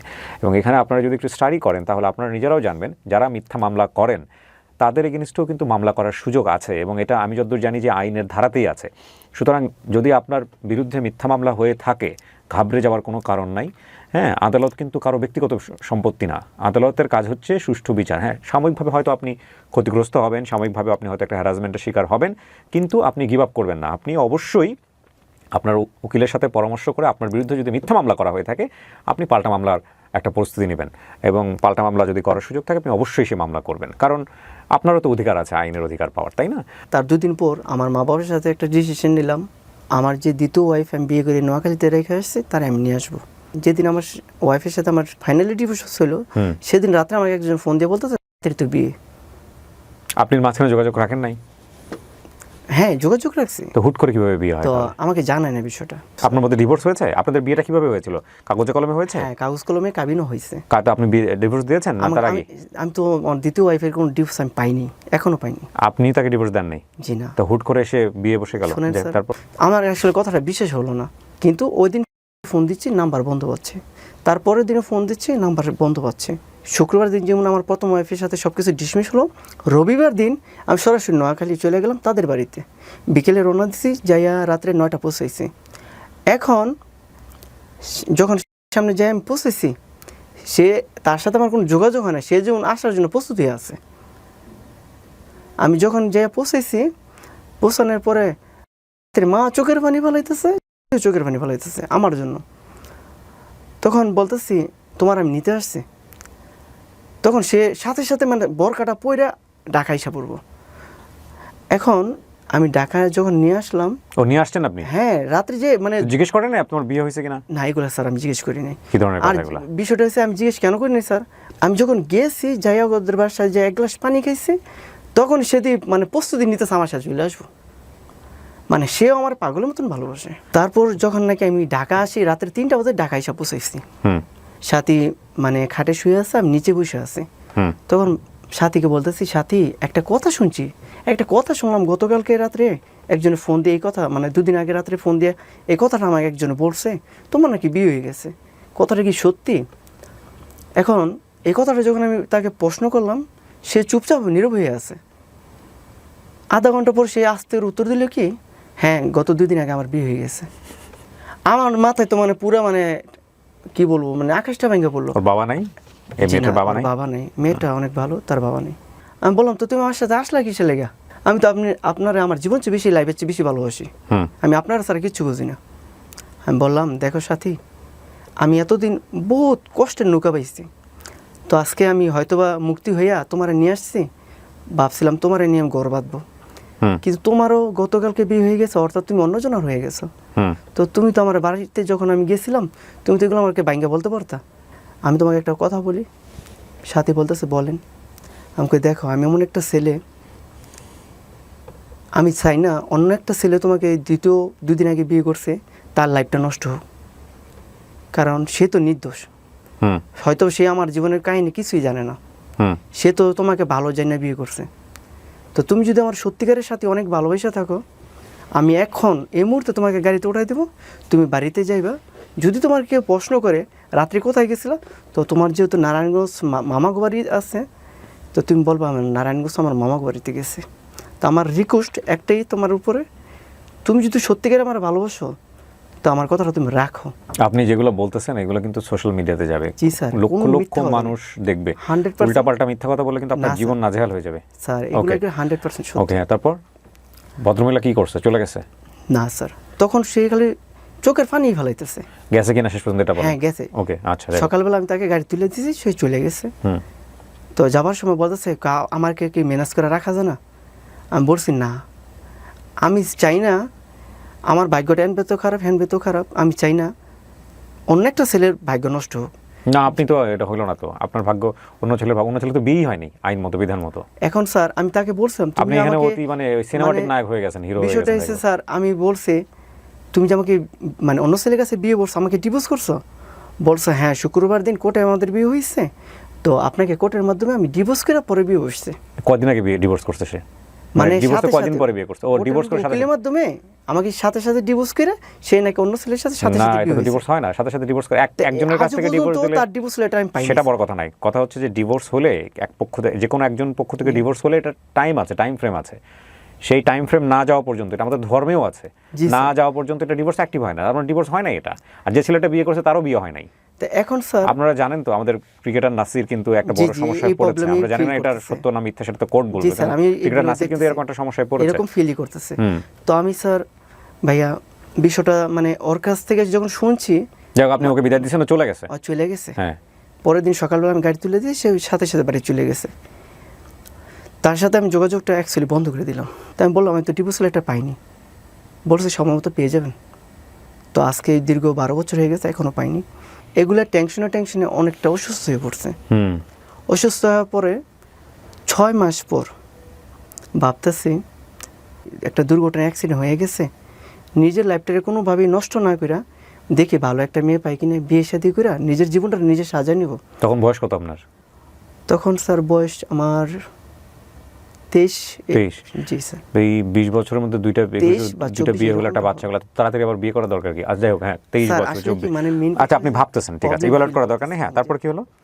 যখন নাকি আমি তৃতীয় বিয়ে করার জন্য প্রস্তুতি নিই, হুম আমাদের বাড়ির পাশের বাড়িতে একটা মেয়ে বেড়াইতে আসছে, হুম। ওইটা আমাদের পাশের গ্রামেরই। হুম তো ওই মেয়েটায় আমার প্রথম ওয়াইফের সাথে সে লেখাপড়া করছে। হুম সে আমার প্রথম ওয়াইফের বিরুদ্ধে সব কিছু জানে। হুম তার নাম হয়েছে। হুম তো বলতেছে ভাইয়া আমি তো আপনার বিরুদ্ধে সব কিছু জানি, হুম আপনি যদি রাজি থাকেন আমি আপনার কাছে বিয়ে বসবো। সে নিজে থেকে আমাকে প্রস্তাব করলো। হুম তার সাথে যখন আমি পরিচয় হইলাম, তো আমিও তাকে মানে ওই সময়টা অনেক পছন্দ করতাম। বলতাম না, যেহেতু ওই দেখাশোনায় মার্শাল্লাহ অনেক ভালো, হুম আমি অবশ্যই বউ করবো। এই কথাটা আমার আব্বা মাকে জানাইলাম।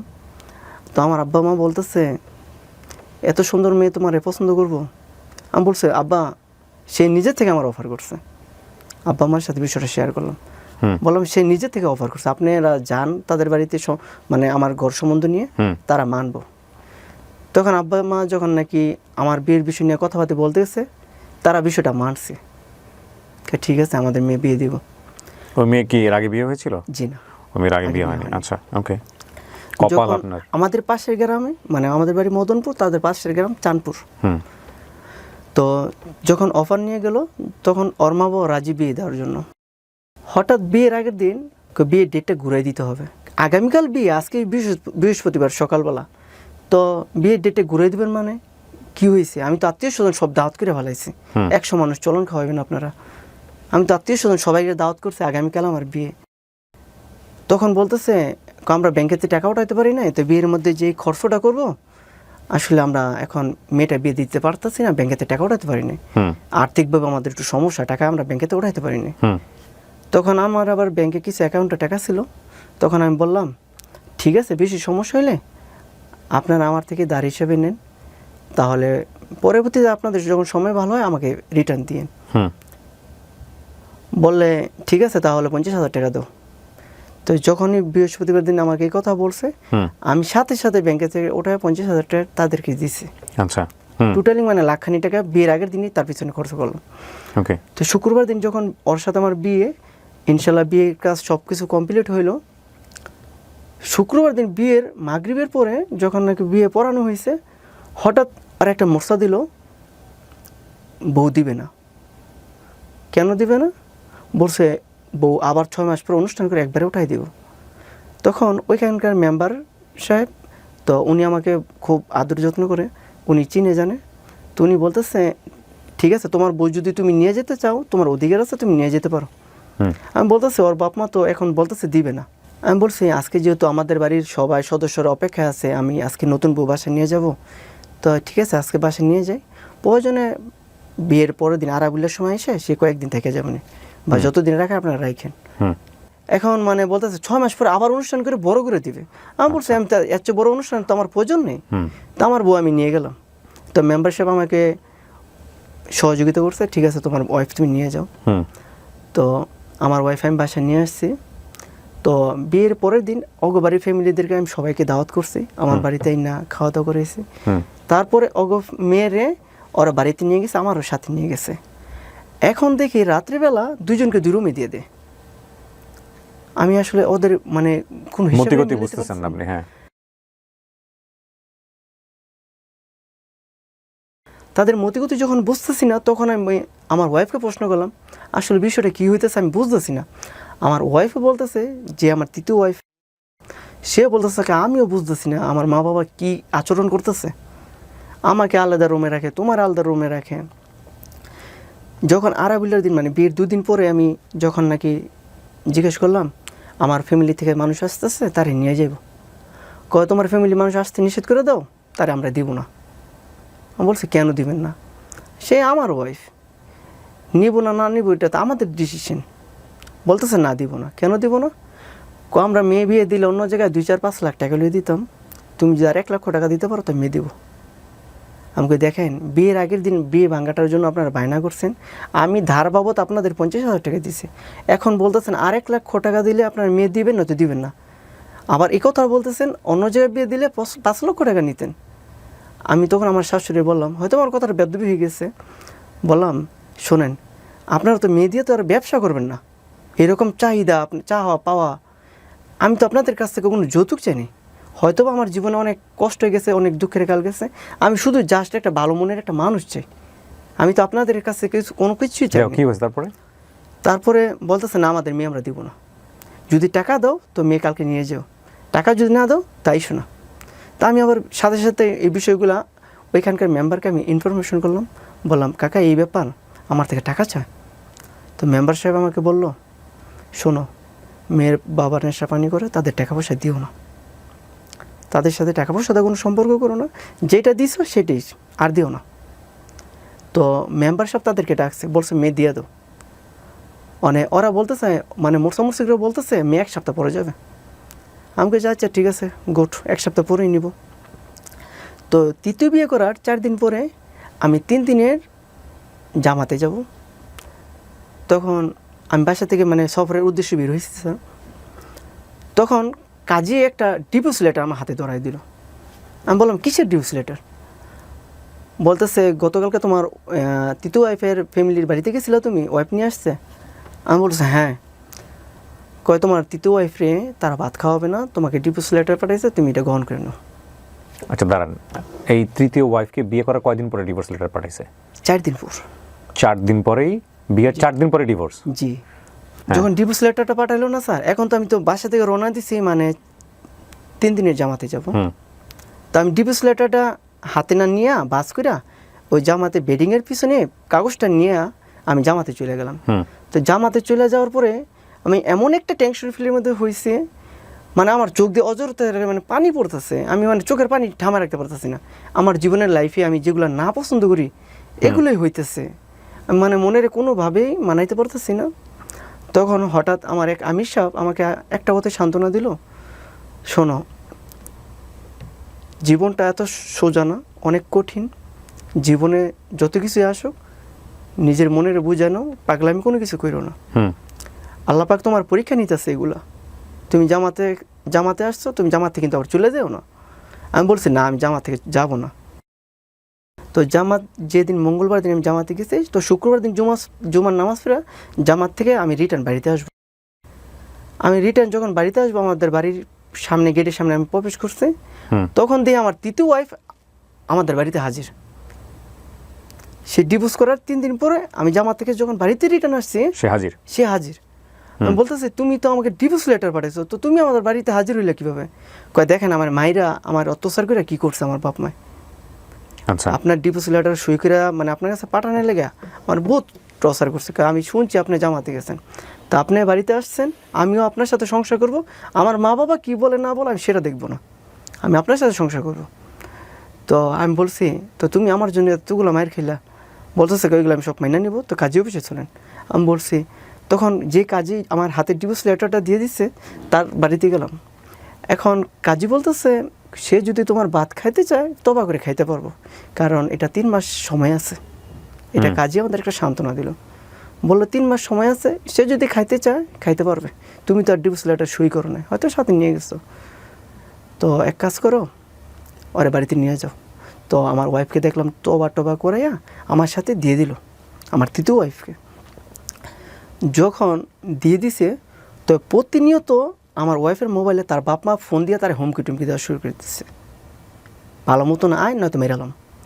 তো প্রতিনিয়ত হুমকি টুমকি দেয় দেখে আমি অ্যাকচুয়ালি তার সাথে একটু যোগাযোগটা তার ফ্যামিলির সাথে বন্ধ করে দিলাম। এখন আমার ওয়াইফ চাইতেছে, কয় তুমি কিন্তু আমাদের বাড়িতে আর নায়র দিও না। তো 2 দিন পর ওর বাপে আসে, নয়তো ওর মা আসে, মানে নায়রের কথা বলে চায় ওরা নিয়ে বাসা আটকাইতে। এভাবে 3 মাস কেটে গেল। ওর মা বাবা আমাদের বাসায় আসছে, সাথে 10-12টা ছেলে নিয়ে আসছে, হয়তো 7 আপ নয়তো স্প্রিট। বলতেছে, রাব্বানি তোর জন্য স্প্রিট বা 7 আপ এমন একটা জিনিস পানি, মানে আমার মা বলছে কি জানি, আইসা বলছে তুই নাকি দোকান থেকে দিছস, ওরে খাওয়াইছে। খাওয়ার পরে সে অজ্ঞান হয়ে গেল, তারে নিয়ে গেছে। তখন তো আমাকে আমার দোকানে এসে একজন খবর দিতেছে, ভাই আপনি নাকি আপনার ওয়াইফটি স্পিরিট কিনে দিয়েছেন, স্পিরিট খেয়ে তো সে মারা গেছে। ওই দিন আসলে স্যার আমার চেঞ্জটা খারাপ হয়ে যাওয়ার পরে আমার বাড়িতে একটা রান্দা ছিল, ওই রান্দাটা নিয়ে গেছি। আমি ওই শ্বশুর শাশুড়ি হয়তো বা আমি আমার ওয়াইফ নিয়ে আসবো তাদের কাছ থেকে উদ্ধার করে, নয়তো আমি তাদেরকে মেরে ফেলবো, শ্বশুর শাশুড়িকে। হ্যাঁ, এরকম একটা প্ল্যান করে আমি আমার বাড়ি থেকে রান্দাটা প্রকাশ্যে নিয়ে গেছি। বাড়িতে রামদা রাখছেন কেন? রান্দাটা দিয়ে আসলে জি না স্যার, তাহলে এটা দিয়ে মাঝে মধ্যে আপনার গাছের ডাল বাল কাটি। শোনেন, আমি গ্রামে বড় হয়েছি, আমি কিন্তু কাহিনী জানি। আমরা বলেন রামদার কোনো কাজই লাগে না, মানে রান্দাটা মানে কি, আমি বলি রামদা এমন একটা জিনিসটা কোনো কাজই লাগে না। গ্রামীণ জীবন, এটা শেষ করি, গ্রামীণ জীবন এটার কোনো ব্যবহারই নাই, কিন্তু এটা অনেক বাড়িতে রাখে শুধুমাত্র এই মারামারি ঢানামারি আর নিজেদের পাওয়ার শো অফ করার জন্য। গ্রামের ছেলেপেলেরাও ইয়াং উঠতি বয়সে রামদার হকি স্টিক এই জিনিসগুলো রাখতো। জি স্যার, যেটা সত্যি কথা বলতেছি, তো এটা আপনার ছিল রামদাটা? মানে দাও বলতে মানে রামদা মানে একটা বড় রামদা, সবাই জানে এটা। হ্যাঁ, যেটা রে গাছপালা কাটার জন্য আমার আব্বা গাছপালা কাটার জন্য আলাদা দাওয়ার মতো, রামদার কোনো কাজ হয় না গাছপালা। তো ওইটা নিয়ে যখন আমি গেছি, আমার সিদ্ধান্ত হয়েছে হয়তো আমার বউ আমি উদ্ধার করে নিয়ে আসবো, নয়তো নিজের জীবন দিয়ে আসবো, না তো আমি ওদের মেরে ফেলবো। এরকম একটা প্ল্যান করে আমি প্রথম আমাদের মদনপুর 4টা হাসপাতাল আছে, প্রথম মা হসপিটাল গেলাম, দেখি ওইখানে ভর্তি করে নেয়। তারপর ইশাকা হাসপাতাল গেলাম, রামদানি আমাকে সবাই চিনে আমাদের মদনপুর। তা আপনি রামদানি হাসপাতালে ঘুরতেছেন, আপনাকে তো পুলিশ সবাই চিনে, কিন্তু মানে সব ডাক্তার নার্স মানে প্রতিটা হাসপাতাল সবাই আমাকে চিনে। এমনি মদনপুর আলহামদুলিল্লাহ আপনাদের তো অনেক। তারপর কি হলো? তো সবাই বলতেছে কারে খোঁজো, আমি বলছি আমার ওয়াইফ খুঁজে। তো 4টা হাসপাতাল নিয়ে আমি রামদা নিয়ে হাঁটলাম, কিন্তু সবাই বলতেছে তুমি কারে খোঁজো, আমি বলতেছি এক কথা আমার ওয়াইফ খুঁজে। যখন নাকি একজন এসে একটা ভুল ইনফরমেশন দিছে, বলতেছে ওরে তো বাড়িতে নিয়ে গেছে। আমি এই খবর শুনি না, মানে মদনপুর চাঁদপুর তো একসাথে। আপনার সাথে আর কেউ ছিল ওই সময়? জি না স্যার, একাই। যখন নাকি আমি ওদের বাড়িতে গেছি, ওগো বাড়িতে যাওয়ার পরে কই রুমের ভিতরে আছে, তো আমি রুমের ভিতরে ঢুকে গেছি, রুমটা পিছন দেওয়া মানে সিটকা লাগিয়ে ফেলাইছে। তো যে রুমে ঢুকেছে ওই রুমে একটা শিশু বাচ্চা ছিল, বাচ্চাটা কান্না করতেছে। আমি চাইছিলাম বাচ্চাটা বের করে মানে বাইরে দিতে, তা দাঁড়া রাইখা আমি মানে বাচ্চাটা বের করে দিতে চাইছিলাম। আমার তৃতীয় ওয়াইফের মা বাবা ওইখানে মানে এরা তো মানে বাহিনী আগেই বাউ করে রাখছে, বলছে ডাকাতি করতেছে। যখন বাচ্চাটা আমি বাইরে বের করতে দিতে গেছি, তখন তো আমি রান্তা রেখে গেছি। তখন কি করছে, মানে এমন একটা গণদোলানি আমাকে দিছে, ওই দিন মানে হকি স্টিক দিয়ে বাইরে আমার পাটা ভেঙে ফেলেছিল। সবাই মিলে মারছে আপনাকে? হ্যাঁ, মানে ওরা তো বাহিনী আগেই বাউ করে রাখছে, প্ল্যান করে রাখছে। আমি বারবার বলতেছি এটা একপাক্ষিক বলা বক্তব্য, এবং এই বক্তব্য শুনে কোনোভাবেই মনে করা যাবে না যে উনি যেটা বলতেছেন সেটা শতভাগ সঠিক। আমি এটা শুধুমাত্র ওনার ক্ষেত্রে না, যে কোনো লাইফ হিস্ট্রি বলার ক্ষেত্রে, কারণ এটা যখন যে বলবে, দেখেন উনি এতক্ষণ ধরে বলেছে ওনার নিজের কোনো অপরাধ কিন্তু আপনারা খুঁজে পান নাই, এতগুলো মানুষ আসলো ওনার জীবন থেকে চলে গেল, নিশ্চয়ই তাদের বক্তব্য শুনলে ওনার হাজারটা অপরাধ খুঁজে পাওয়া যেত। সুতরাং আমরা এটাকে জাস্টিফিকেশনে নিব না যে এই বক্তব্য উনি যেটা বলতেছে সেটা শতভাগ সঠিক। আমরা এই জন্যে উনি যাদেরকে নিয়ে বক্তব্য দিয়েছে কোনো বক্তব্যে কারো পরিচয় আমরা এখানে তুলে ধরিনি, তবে এটা ওনার লাইফের স্টোরি, এখান থেকে শেখার অনেক কিছু আছে, ওনার ভুলগুলো আমরা আইডেন্টিফাই করার চেষ্টা করবো। সো এখানে আসলে কাউকে আমরা অ্যাকিউজ করছি না, কাউকে আমরা দোষারোপ করছি না, উনি ওনার মতো করে বলছেন, কিন্তু এই বক্তব্যগুলোকে কোনোভাবেই এভিডেন্ট হিসেবে নেওয়া যাবে না, কারণ এগুলো প্রুভেন না, এগুলো আমরা গিয়ে দেখিনি যে আসলেই হয়েছে কিনা। উনি ওনার মতো করে বলছেন, এগুলার হতে পারে যে সমস্তটুকুই মিথ্যা, মিথ্যার মধ্যে সত্য আছে, ভেজাল আছে, অনেক কিছু আছে, কিন্তু এটাকে আমি বলবো যে আপনারা কোনোভাবেই একবারে অ্যাকুরেট, শতভাগ অ্যাকুরেট এটা মনে করবেন না। জি, তারপরে কি হলো ভাই? মার খেলেন আপনি? জি, মার খেলাম। তখন আমি অজ্ঞান হয়ে গেছিলাম। অজ্ঞান হয়ে যাওয়ার পরে আমি যখন জ্ঞান ফিরছি, তখন দেখি আমি হাসপাতালে আছি। হাসপাতাল থেকে আমার বাসায় প্রেরণ করা হলো। তখন আসলে কি স্যার, একে একে 3টা ওয়াইফ হারায় না, মানে নিজের পাগলের মতো মনে হইতেছে। তাকে ঢাকা নিয়ে বন্দি করে রাখছে। ও ঢাকায় নিয়ে চলে গেছে? হ্যাঁ। আচ্ছা। আমি তো মনে করছি হয়তো আশেপাশে কোনো হাসপাতালে বন্দি করে রাখছে। আরে আমার ওয়াইফ, সে তো আমার পাগলের মতন ভালোবাসে। এখন আমার মা বাবা আমার বুঝাইতেছে, বাবা থাক, যার ভাগ্য খারাপ হয় এরকম জর্তুমান আসে, তুমি নিজের সামলায় নাও, তুমি আর পাগলামি করো না। আমি বলতেছি না স্যার, আমি বাঁচতাম না, কারণ সে আমার ওয়াইফ আমার পাগলের মতন ভালোবাসে, আমিও তার পাগলের মতন ভালোবাসি। আমার তৃতীয় শ্বশুর শাশুড়ি মানে পুলিশ পাঠাইছে দোকানে, মানে তারা ওইখানে একটা মামলা বা জিটি করতে, মামলা করছে অ্যাটেম্পট টু মার্ডার। কিসের মামলা ছিল এটা? এটা মানে তাকে বিষ খাওয়াই মাইরে ফেলাইছি, মানে বিষ খাওয়াইছি, ওর বাপ মা উদ্ধার করে তাকে হাসপাতালে নিয়ে গেছে। এরকম একটা নাটক সাজা একটা মামলা করছে। তো পুলিশটা বুঝে শুনে বলছে, ঠিক আছে আমরা মেম্বাররা চেয়ারম্যানরা বিষয়টা বইসা আমরা হ্যান্ডেল করবো, ওরে নেওয়া দরকার নেই। তো পুলিশ আমাকে নিল না। পুলিশরা বললো আপনারা যাচাই বাছাই করে দেখেন এই ছেলে ওই ওর ওয়াইফকে বিষ খাওয়াই নাই। তো পুলিশ আমাদের বাড়ির সাথে যাচাই বাছাই করে দেখছে, না আমি এরকম কোনো বিষ খাওয়াই নাই। আমি এবার বলছি আপনারা ওরা পরীক্ষা নিরীক্ষা করেন, যদি আমি কোনো বিষ জাতীয় কোনো কিছু খাওয়াই থাকি, যেটা কোর্ট যেটা সাজা দেবো সেটা মাথা হইতে নেব। যখন পুলিশ চলে গেল, চলে যাওয়ার পরে মেম্বার সাহেব বলতেছে, তোমার তৃতীয় ওয়াইফের ওরা ফ্যামিলি ভালো না, ওর সাথে ঝগড়াঝাগড়ির মধ্যে না যেয়া তুমি বিষয়টা মাইনা নাও।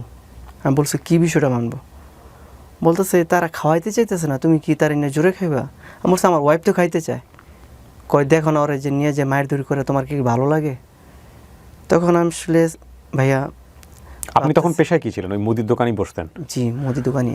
ওকে, তো মেনে নিলেন আপনি শেষ পর্যন্ত নাকি? তখন আসলে ওর কথাটা ভাইবে আমি বিষয়টা মাইনা নিয়েছি। মাইনা নেওয়ার পরে আমি বলছি আচ্ছা ঠিক আছে। আপনার স্ত্রীর সাথে ওই সময়টাতে কোনো কথাই হয় নাই, আপনার তৃতীয় বিয়েটাও চলে গেল? জি, সেটাও ডিভোর্সই হয়ে গেল? ওকে, তারপর মোটামুটি বছরখানেক চলে গেছে। তারপর ভাবতেছি যাক, জীবনের লাইফটারে সুন্দর করে সাজাতে গেলে হয়তো একটু কষ্ট করতে হবে।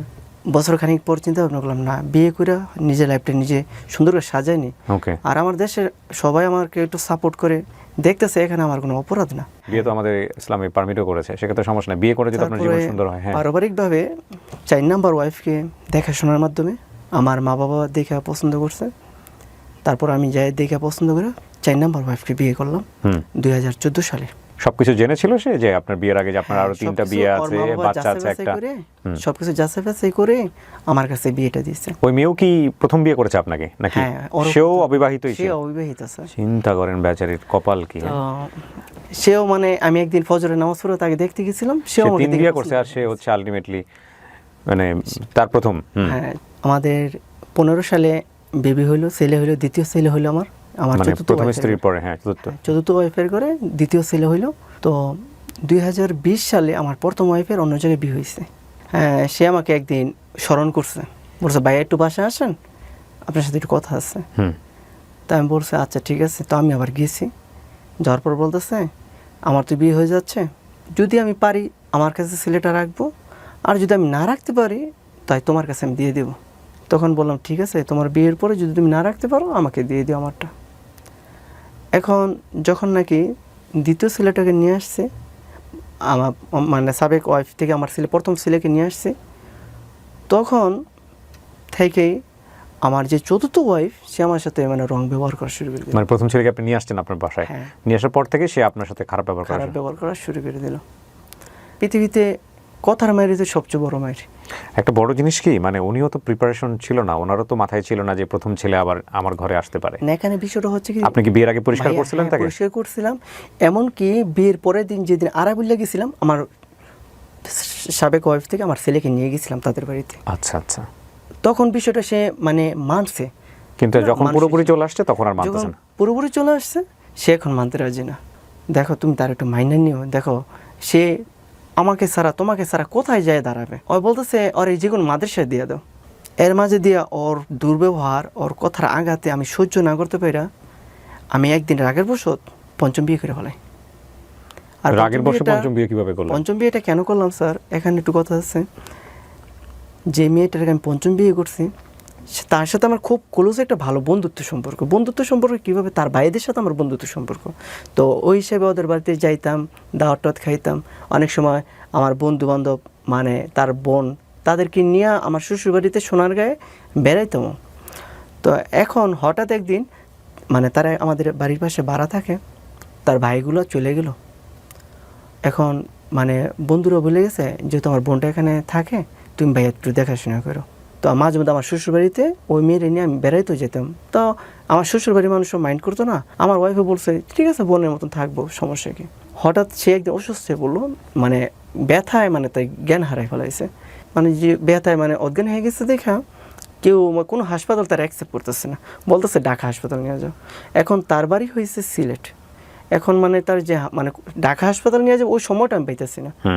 এখন আমার ওয়াইফকে বলছে এতটুকু ফোন দিয়া বলছি যাদের সাথে আমরা চলাফেরা করি আমি তারাই নিয়ে আমি একটু হসপিটালে আসছি। তো হসপিটালে ভর্তি করে আমি রাত্রে চলে আসতেছি বাসায়। তো হসপিটালে কোনোভাবে ভর্তি করে না, লাস্টে দিয়া অনেক হসপিটাল মানে মিথ্যা আশ্রয় নিচ্ছে, বলছে আমার ওয়াইফ আমি তার হাজব্যান্ড, ভর্তি করেন। তার উপকার করতে যে আমি মিথ্যা কথা বলে তার ভর্তি করছে। যখন তার চিকিৎসা করছে, চিকিৎসা করে রাত্রের 2টা বাজে তার হাসপাতাল রেখে আমি বাসায় চলে গেছে। বাসায় চলে যাওয়ার পরে আমার ওয়াইফকে যাই আমি করি বাইরে দিয়ে আমার ওয়াইফের কাছে আমি সত্য কথাগুলো বলে দিই। বলছি দেখো মেয়েটা যেহেতু বিপদগ্রস্ত, আমার মেন কথা হয়েছে তার বাইকের সাথে আমি চলছি ফিরছি, তো ওরা তো এখন চলে গেছে, এখন যেহেতু আমাকে দায়িত্ব দিয়ে গেছে দেখাশোনার, তা আমি হয়তো বা আমার নিজের থেকে আমি একটু ভুল করে ফেলাইছি। আমার ওয়াইফকে আমি সব কিছু খুলে বলছি। সকালবেলা আমি ফজরের নামাজ পড়া ভোর সকালবেলা আমি তারে নিয়ে আসলাম। এখন যার উপকার বন্ধুত্ব হইয়া করলাম, এখন তার দৃষ্টিতে তার ভঙ্গিমাতে তার মনের ভিতরে আমি নাকি ঢুকে গেছি, মেয়েটা আপনাকে পছন্দ করা শুরু করছে। পছন্দ হয়। এইভাবে কয়েকদিন আর পরে এদিকে আপনারও আপনার সাথে আপনার স্ত্রীর সাথে সম্পর্ক ভালো যাচ্ছে না, আমরা বুঝে গেছি ঘটনা কি করেছে। হ্যাঁ এটাই হ্যাঁ। বর্তমান যে চতুর্থ ওয়াইফ সে বলতেছে তার সাথে চলাফেরা বন্ধ করে দাও। ঠিকই বলেছে। যখনই চলাফেরাটা অফ করে দিতে চাইছে তখন থেকে মানে এটা 2020 সালের ঘটনা, মেসেঞ্জারে হোয়াটসঅ্যাপে ইমুতে হাত কাইটা কাইটা মানে শুধু গেলে রক্ত দেখায় মেয়েটা সে জানতো আপনার লাইফে এরকম 4টা বিয়ে হয়েছে, হ্যাঁ সব 2টা বাচ্চা আছে, আমার শ্বশুর বাড়িতে বেড়াইতেও গেছে, সে সব জানে। সব জানে, জানার পরেও সে আপনাকে পছন্দ করছে, পছন্দ করে। এখন আমি বলতেছি দেখো আমি হাত কাটাকাটি। আচ্ছা আমি আপনাকে কটা প্রশ্ন করি, আমি বুঝতে পারছি স্টোরিটা লম্বা। আপনার সাথে আপনার স্ত্রীর সম্পর্ক ভালো ছিল না, চতুর্থ স্ত্রীর সম্পর্ক ভালো ছিল না, সেটা আপনার প্রথম স্ত্রীর বাচ্চাকে নিয়ে এবং একই সাথে এই মেয়েটাকে নিয়েও। জি জি। এক পর্যায়ে গিয়ে আপনি রাগে দুঃখে কষ্টে মেয়েটাকে বিয়ে করে ফেলছেন। বিয়ে করে ফেলছেন না? আচ্ছা এই ঘরে কি কোনো বাচ্চা কাচ্চা আছে? জি না, এই ঘরে মানে আমাকে এত ভালোবাসে, দুইবার আইসা গলাতে ওনা দিয়ে দড়ি বাঁধছে। কেন? সে ফাঁসি দিবে আমি যদি বিয়ে তাকে না করে। আমার ওয়াইফকে এসে ডাইরেক্ট অফার করে বলো আমার ওরে আমি অন্ধের মতন ভালোবাসি, তাকে বলো আমাকে বিয়ে করতে। আমি আমার ওয়াইফকে আমি বুঝে শুনে বলছি দেখো আসলে আমি বন্ধুত্ব করে তার সাথে অনেক মস্ত বড় ভুল করে ফেলাইছে। যখন নাকি একে 2 দিন আমার বাসায় আইসা সে সুসাইড করতে চাইছে, মানে একদিন এমনভাবে অন্য তার গলায় পেঁচাইছে ছুড়াইতে পারি আপনার একটা। হ্যাঁ মানে ওর ফাঁসি আমি ছুড়াইতে পারি না। আমি মনে করছি ওই দিন পাগলই হচ্ছে আমাদের এই রোমিওর জন্য। আসলে স্যার লাস্টে পর্যায়ে আমি আমার ওয়াইফকে বলতেছি, আমার চতুর্থ ওয়াইফকে বলতেছি, তখন আমি তার বিয়ে করিনি। আমার পাশে এসে যখন নাকি সে সুসাইড করার চিন্তা ভাবনা মানে suicide ভাই ব্রাদারকে করতেছে, জানাইতেন, ওর পরিবারকে জানাইতেন? জানাইছি। কাজ হচ্ছে ওর না। পরিবার তো মানে Crazy, দেশে সিলেটে, যখন নাকি আমার বাসায় একটার পর একটা দুর্ঘটনা এসে ঘটাইতেছে, আমার ওয়াইফে বলতেছে তুমি একটু ধৈর্য রাখো। সেই যখন বারবারই এসে আমাকে বলতেছে বিয়ের প্রস্তাব দিতেছে, তোমাকে বলতেছে মানে আমি যাতে মানে তুমি যাতে ওর মাইনা নাও, তুমি একটু ধৈর্য ধরো, আমি ওর বিয়ে করবো না, ওর সাথে তো আমার বন্ধুত্ব সম্পর্ক। আর ওই কোনো ওয়াইফ যেহেতু- ধৈর্য ধরবে ভাই? আপনি এগুলো বলেন না, আর লোকজন খেপে যাবে আপনার উপরে। শোনেন, প্রথম কথা হচ্ছে যে এটা কোনো ওয়াইফই ধৈর্য ধরবে না। হ্যাঁ, আপনি কি করছেন না করছেন তার লগে, আর হে আপনার জন্য ক্রেজি হয়ে গেছে মানুষ কি মানে। জি। শোনেন, এখন কথা হলো এই মেয়েটাকে আপনি বিয়ে করছেন, সংসার করেন না কেন? তাকে এখন সে বলছিলাম, সুইসাইড করতে যেদিন- চায় না? যেদিন মানে লাস্ট তার সাথে আমার মানে বিয়েটা হয়, ওদিন আমি বলছি তুমি এই যে পাগলামিগুলো করতেছো, তুমি কি করলে তুমি এই পাগলামি থেকে আমার মুক্তি দিবা? তুমি বুঝছি, তারপরে আপনি বিয়ে করছেন তাকে। আপনি আমাকে প্রশ্নের বলছে, উত্তর দেন। হ্যাঁ, আপনি যদি আমাকে বিয়ে করেন তাহলে আমি পাগলামি ছেড়ে দেবো, আমি আমার দেশে চলে যাব। গেছে হ্যাঁ, বিয়ে করে সে দেশে চলে গেছে। বিয়ে করছি। তারপরে আমি বলছি ঠিক আছে, আমার প্রথম ওয়াইফে চাইছিলাম সাক্ষী রেখা, চাইছিলাম তার কিছু ডিভোর্স নেওয়া, কিছু টাকা পয়সা দিয়ে একটা নির্মাসে যায়, যাতে কোনো ঝামেলা মাথায় না থাকে। কিন্তু সে ডিভোর্সে যাবে না। তো বিয়ে করলেন কেন তাহলে? ডিভোর্স সে মানে বিয়ে করবে কেন? আমি তো স্যার একমাত্র তাকে মানে সে যদি পাগলামি করে যায়, মৃত্যুবরণ না করে, সে যেভাবে সুসাইড করে একে একে 3 বার, আমি মানে আমি মানে ওর সাথে যখন আমার কথা এই জন্য হচ্ছে একটা মারাত্মক কথা আছে, এটা কিন্তু হিউম্যান সাইকোলজিতেও আছে এবং রিলিজিয়নও আছে।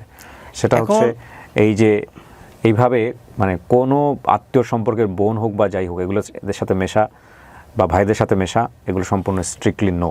দেখেন একটা জিনিস কি দাঁড়ায়, আর ঘটনা এরকম ঘটেছে কিনা আমি নিশ্চিত না, কারণ ওই মেয়ের পক্ষ থেকেও একটা বক্তব্য থাকতে পারে কেন একটা মেয়ে একটা বিবাহিত ছেলের প্রতি এরকম এরকম যদি করেই থাকে অ্যাট্রাক্ট ফিল করে। যাই হোক, শোনেন ভাই, আমি একটা কথা বলি আপনাকে, সেটা হচ্ছে আপনি যে পঞ্চম বিয়েটার কথা বললেন, উনি এখন কি ডিভোর্স পেয়েছে আপনার কাছ থেকে? না, ও আমাকে ডিভোর্স দেন, আমিও তাকে এই পর্যন্ত ডিভোর্স দেন নাই? আপনি সংসারও করেন না, উনি সিলেটে চলে গেছে। সিলেটে চলে গেছে। যোগাযোগ আছে আপনার সঙ্গে? হ্যাঁ, মাঝে মধ্যে আপনার চতুর্থ স্ত্রী জানে এই বিষয়টা? হ্যাঁ, জানে। সেই বিষয়টাকে কিভাবে নিয়েছে? সে বলছে সে তো আর কখনো আসবে না, সে যেহেতু তার মনের একটাই চাওয়া ছিল। তো ডিভোর্স পেপার পাঠাই দেন এখন।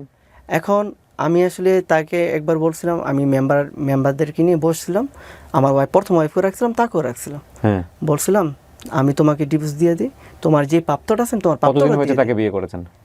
বিয়েটা করছে আজকে 2 বছর হয়েছে। তো এইভাবেই আছে, মাঝে মাঝে দেখা সাক্ষাৎ করেন তার না, সাথে? দেখা সাক্ষাৎ হয় না। দেখা সাক্ষাৎ করেন না, শুধু জাস্ট ফোনে যোগাযোগ করে, মাঝে মধ্যে ভালো মন্দ খোঁজ খবর নেয়।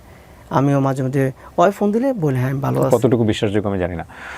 শোনেন, এই যে গল্পটা আপনার আজকে যে জায়গাটা এসে দাঁড়াইছে, এই গল্পটা আপনি আজকে কেন বললেন? সোশ্যাল মিডিয়াতে লক্ষ লক্ষ মানুষ আপনার এই গল্পটা দেখবে। 5টা বিয়ে, আপনার বয়স 30 না কত যেন বললেন? 33 বছর। প্রথম বিয়ে করেছেন 20 বছর বয়সে। 20 থেকে 13 বছরের মধ্যে 5টা বিয়ে হয়ে গেছে আপনার, এবং এখন বাচ্চা কাচ্চা কয়টা সব মিলায়? গতকালকে আমার ছেলে হয়েছে। গতকালকে আপনার ছেলে হয়েছে, মাশাআল্লাহ। 3 ছেলের জনক আপনি। 3 ছেলের জন্য। প্রথম কথা হচ্ছে প্রথম 2, 3টা 4টা বিয়ে যেটা হয়েছে আপনার জীবনে, একটা ঘটনা দুর্ঘটনার মধ্য দিয়ে আপনি গেছেন, সেটা আপনি করতেই পারেন, আইনত বা লিগালত আপনি সেটা করতেই পারেন। পঞ্চম বিয়েটা আপনার জন্য একটা বড় রকমের ভুল ছিল। দরকার আপনি পুলিশে খবর দিতেন, কিন্তু আপনি এটা করাটা একেবারেই উচিত হয় না।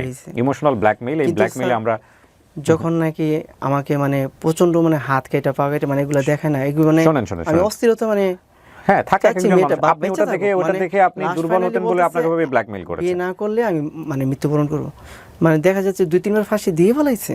তখন আমি ভাবছি না, আমার কথা ওর কথার সাথে আমার এক কথাই ছিল। এখানে আমি আপনাকে কোনোভাবে মানতে পারবো না ভাই, আমি সরি। কারণটা হচ্ছে আপনার যদি এখানে কোনো ফল্ট না থাকতো, আল্লাহ ভালো জানেন কি হয়েছে, তাহলে আপনার এখানে উইক হওয়ার কথা না। জি, কোনো একটা মেয়ে এসে যদি নিজে মরতে চায় যে তুমি আমাকে বিয়ে করো, নালে এখানে যদি আপনার কোনো ফল্ট না থাকে, আপনি আইনি ব্যবস্থা নিতেন। আইনি ব্যবস্থা স্যার জিটি করছিলাম। জিডি তো জিডি, এটা কি ইমপ্যাক্ট পড়ে? এখন আসলে কি স্যার, যেহেতু আমার আগে পিছে থানা কোর্ট কইরা তো পরে, সুতরাং আপনি ওই জায়গাটা হ্যাঁ সেটা ঠিক জীবনের ইকুয়েশন। কেন বললেন এই গল্পটা আজকে আপনি? এই এখানে গল্পটা বলার স্যার, আসলে আমার যেহেতু আমি 3টা ছেলের বাবা হয়েছে, আমার চতুর্থ ওয়াইফকে আমি এখন সেতে আমার সাথে রাগ দেখায়, খারাপ ব্যবহার করে, স্বাভাবিক, তারপর আমি তার ভীষণ ভালোবাসি, খুব স্বাভাবিক। এখান থেকে আমি একটা মেসেজ আমার ওয়াইফকে করতে চাই, তুমি আমার সাথে যতই রাগ করো না কেন, যতই কষ্ট দিয়ে কথা কও না কেন, আসলে দুঃখে আমি সব কিছু এগুলো করছি। আমার বাস্তব লাইফ কাহিনীটা আমার ওয়াইফ কখনো শুনতে চায় না আমার থেকে, হয়তো আজকে দেখে শুনবে, কিন্তু আপনি আমাকে বলেন জনগণ কি শিখবে আপনার গল্প থেকে, বা আপনি জনগণকে কি বলতে চান? আর আমি জনগণের উদ্দেশ্যে একটা কথা বলতে চাই, যেহেতু আমার বাচ্চাগুলো একদিন বড় হবে, আমার একদিন কোনো মানুষ না কোনো মানুষ আমার বাচ্চাদের প্রশ্ন করবো তোর বাবা 4-5টা বিয়ে করছে। মানুষ অতিরিক্ত টেনশনে যে কোনো একটা পথ বাইছে না, নেশা পানি। আমি চাইছিলাম মানে জীবনটারে মানে নিজে সাজানোর জন্য আসলে একজন মানুষের উপরে নির্ভর মানুষের উপরে নির্ভর দ্যাট করে ইজ দ্য আমি বিগেস্ট জীবনটা মিস্টেক, সাজানো দ্যাট যাবে। Is the biggest mistake. আজকে আমি একটা কথা বলি, ইনক্লুডিং মি, আমি কোনো অ্যাডভাইস দিব না, আমি যা বলি, আমি যা শিখেছি সেটা বলছি, বাট এটা যে আমাকে জাজমেন্টে নেওয়ার কোনো দরকার নাই, কারণ আমি যা বলি সেটা যে আমার দিক থেকে স্বয়ংসম্পূর্ণ বিষয়টা এরকম না। তবে দ্য বিগেস্ট মিস্টেক হচ্ছে, রিসেন্টলি একটা বই পড়ছিলাম, আপনারা যদি কখনো সুযোগ পান আপনারা পড়বেন, রোন্ডা বাইনের একটা বই দ্য গ্রেটেস্ট সিক্রেট।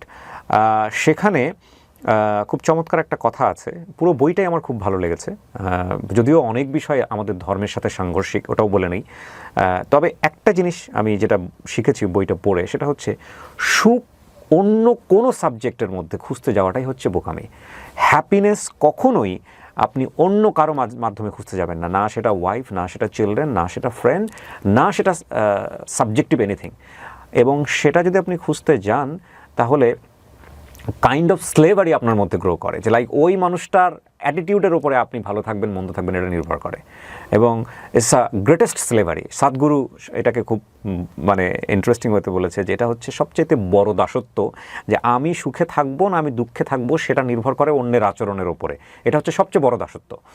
তো উনি মনে করেছেন যে আমাকে সুখে থাকতে হলে আমার একটা বউ লাগবেই, এবং এই যে বউ লাগার ব্যাপারটা সেটা প্রাসঙ্গিক, অবশ্যই জীবনে একটা মানুষের উপর ডিপেন্ডেন্ট হইতেই হবে, কিন্তু সেটার যে আসলে রাইট থটের উপরে ছিল না সেটা নিশ্চিতভাবেই বলা যায়। কারণ আমি এখানে আপনার বিয়ে করাগুলোকে ফল্ট দেখবো না, আমি শুধু দেখতে চাচ্ছি যে আপনার যে স্পিডি ডিসিশনগুলো, মানে একটা দুর্ঘটনা ঘটেছে সেখান থেকে বের হওয়ার জন্য আপনি আরেকটা বিয়ে করে ওটাকে রিমুভ করতে চাচ্ছেন। এই প্রোগ্রাম অনুষ্ঠান থেকে আমার জীবনে আমি অনেক শিক্ষা নিয়েছি। আপনাদের জীবনের যতগুলো গল্প আমি 5 বছর যাবত খালি গাড়তেছি আর ইউটিউবে দেখতেছি, তো আমি চেষ্টা করতেছি 5 বছর যাবতে কিন্তু আপনার সাথে একটু সাক্ষাৎ করা, আপনার কাছে এসে একটু মানে গল্পটা, আমার জীবনের বিষয়টা শেয়ার করা। আর মেন আজকে গল্প বলার উদ্দেশ্যটা কি জানো স্যার, আমার ভিতরে তো মানে অনেক কষ্ট লুকিয়ে আছে, আমি কারোর সাথে প্রকাশ করতে পারি না। আর আমি চাচ্ছি আমার বাচ্চাগুলো যখন বড় হবে, আমার গল্পটা যদি তাদের চোখে পড়ে, তারা বুঝতে পারে আমার বাবা কেন এই কাজ। এই গল্প চোখে পড়তে হবে না, আপনার বাচ্চারা যখন বড় হবে সময়ে সময়ে আপনি আপনার বাচ্চাদেরকে অল্প অল্প করে বলেন। আর দ্বিতীয় কথা হচ্ছে যে বাচ্চাদেরকে বলারও দরকার নাই, বাচ্চার কাছে বাবা হিসেবে সফিস্টিকেটেড হওয়ার ট্রাই করাটাই আপনার জন্য দরকার, আর বাকি বিষয়গুলো নিয়ে কনসার্ন হওয়ার দরকার নাই। হ্যাঁ, এটা হচ্ছে বিষয়, টেনশনের কিচ্ছু নাই। সো প্রিয় দর্শক এবং শ্রোতা, আমরা ডেফিনেটলি ধন্যবাদ জানাই আমাদের যে রাব্বানি আজকে এখানে এসেছিলেন, তার গল্পটা বলে গেলেন সেজন্যে। তবে এই গল্প থেকে আমাদেরকে একটা জিনিসই শিখতে হবে, সেটা হলো যে কোনো ডিসিশন নেওয়ার আগে সেই ডিসিশনটা কতটুকু ইম্প্যাক্টফুল আপনার লাইফে, সেটার জন্য সময় নিয়ে, যদি আপনি নিতে না পারেন সময় নেন, নাম্বার 1। আর যদি আপনি নিয়েই ফেলেন তারপরে হ্যাপি থাকার জন্য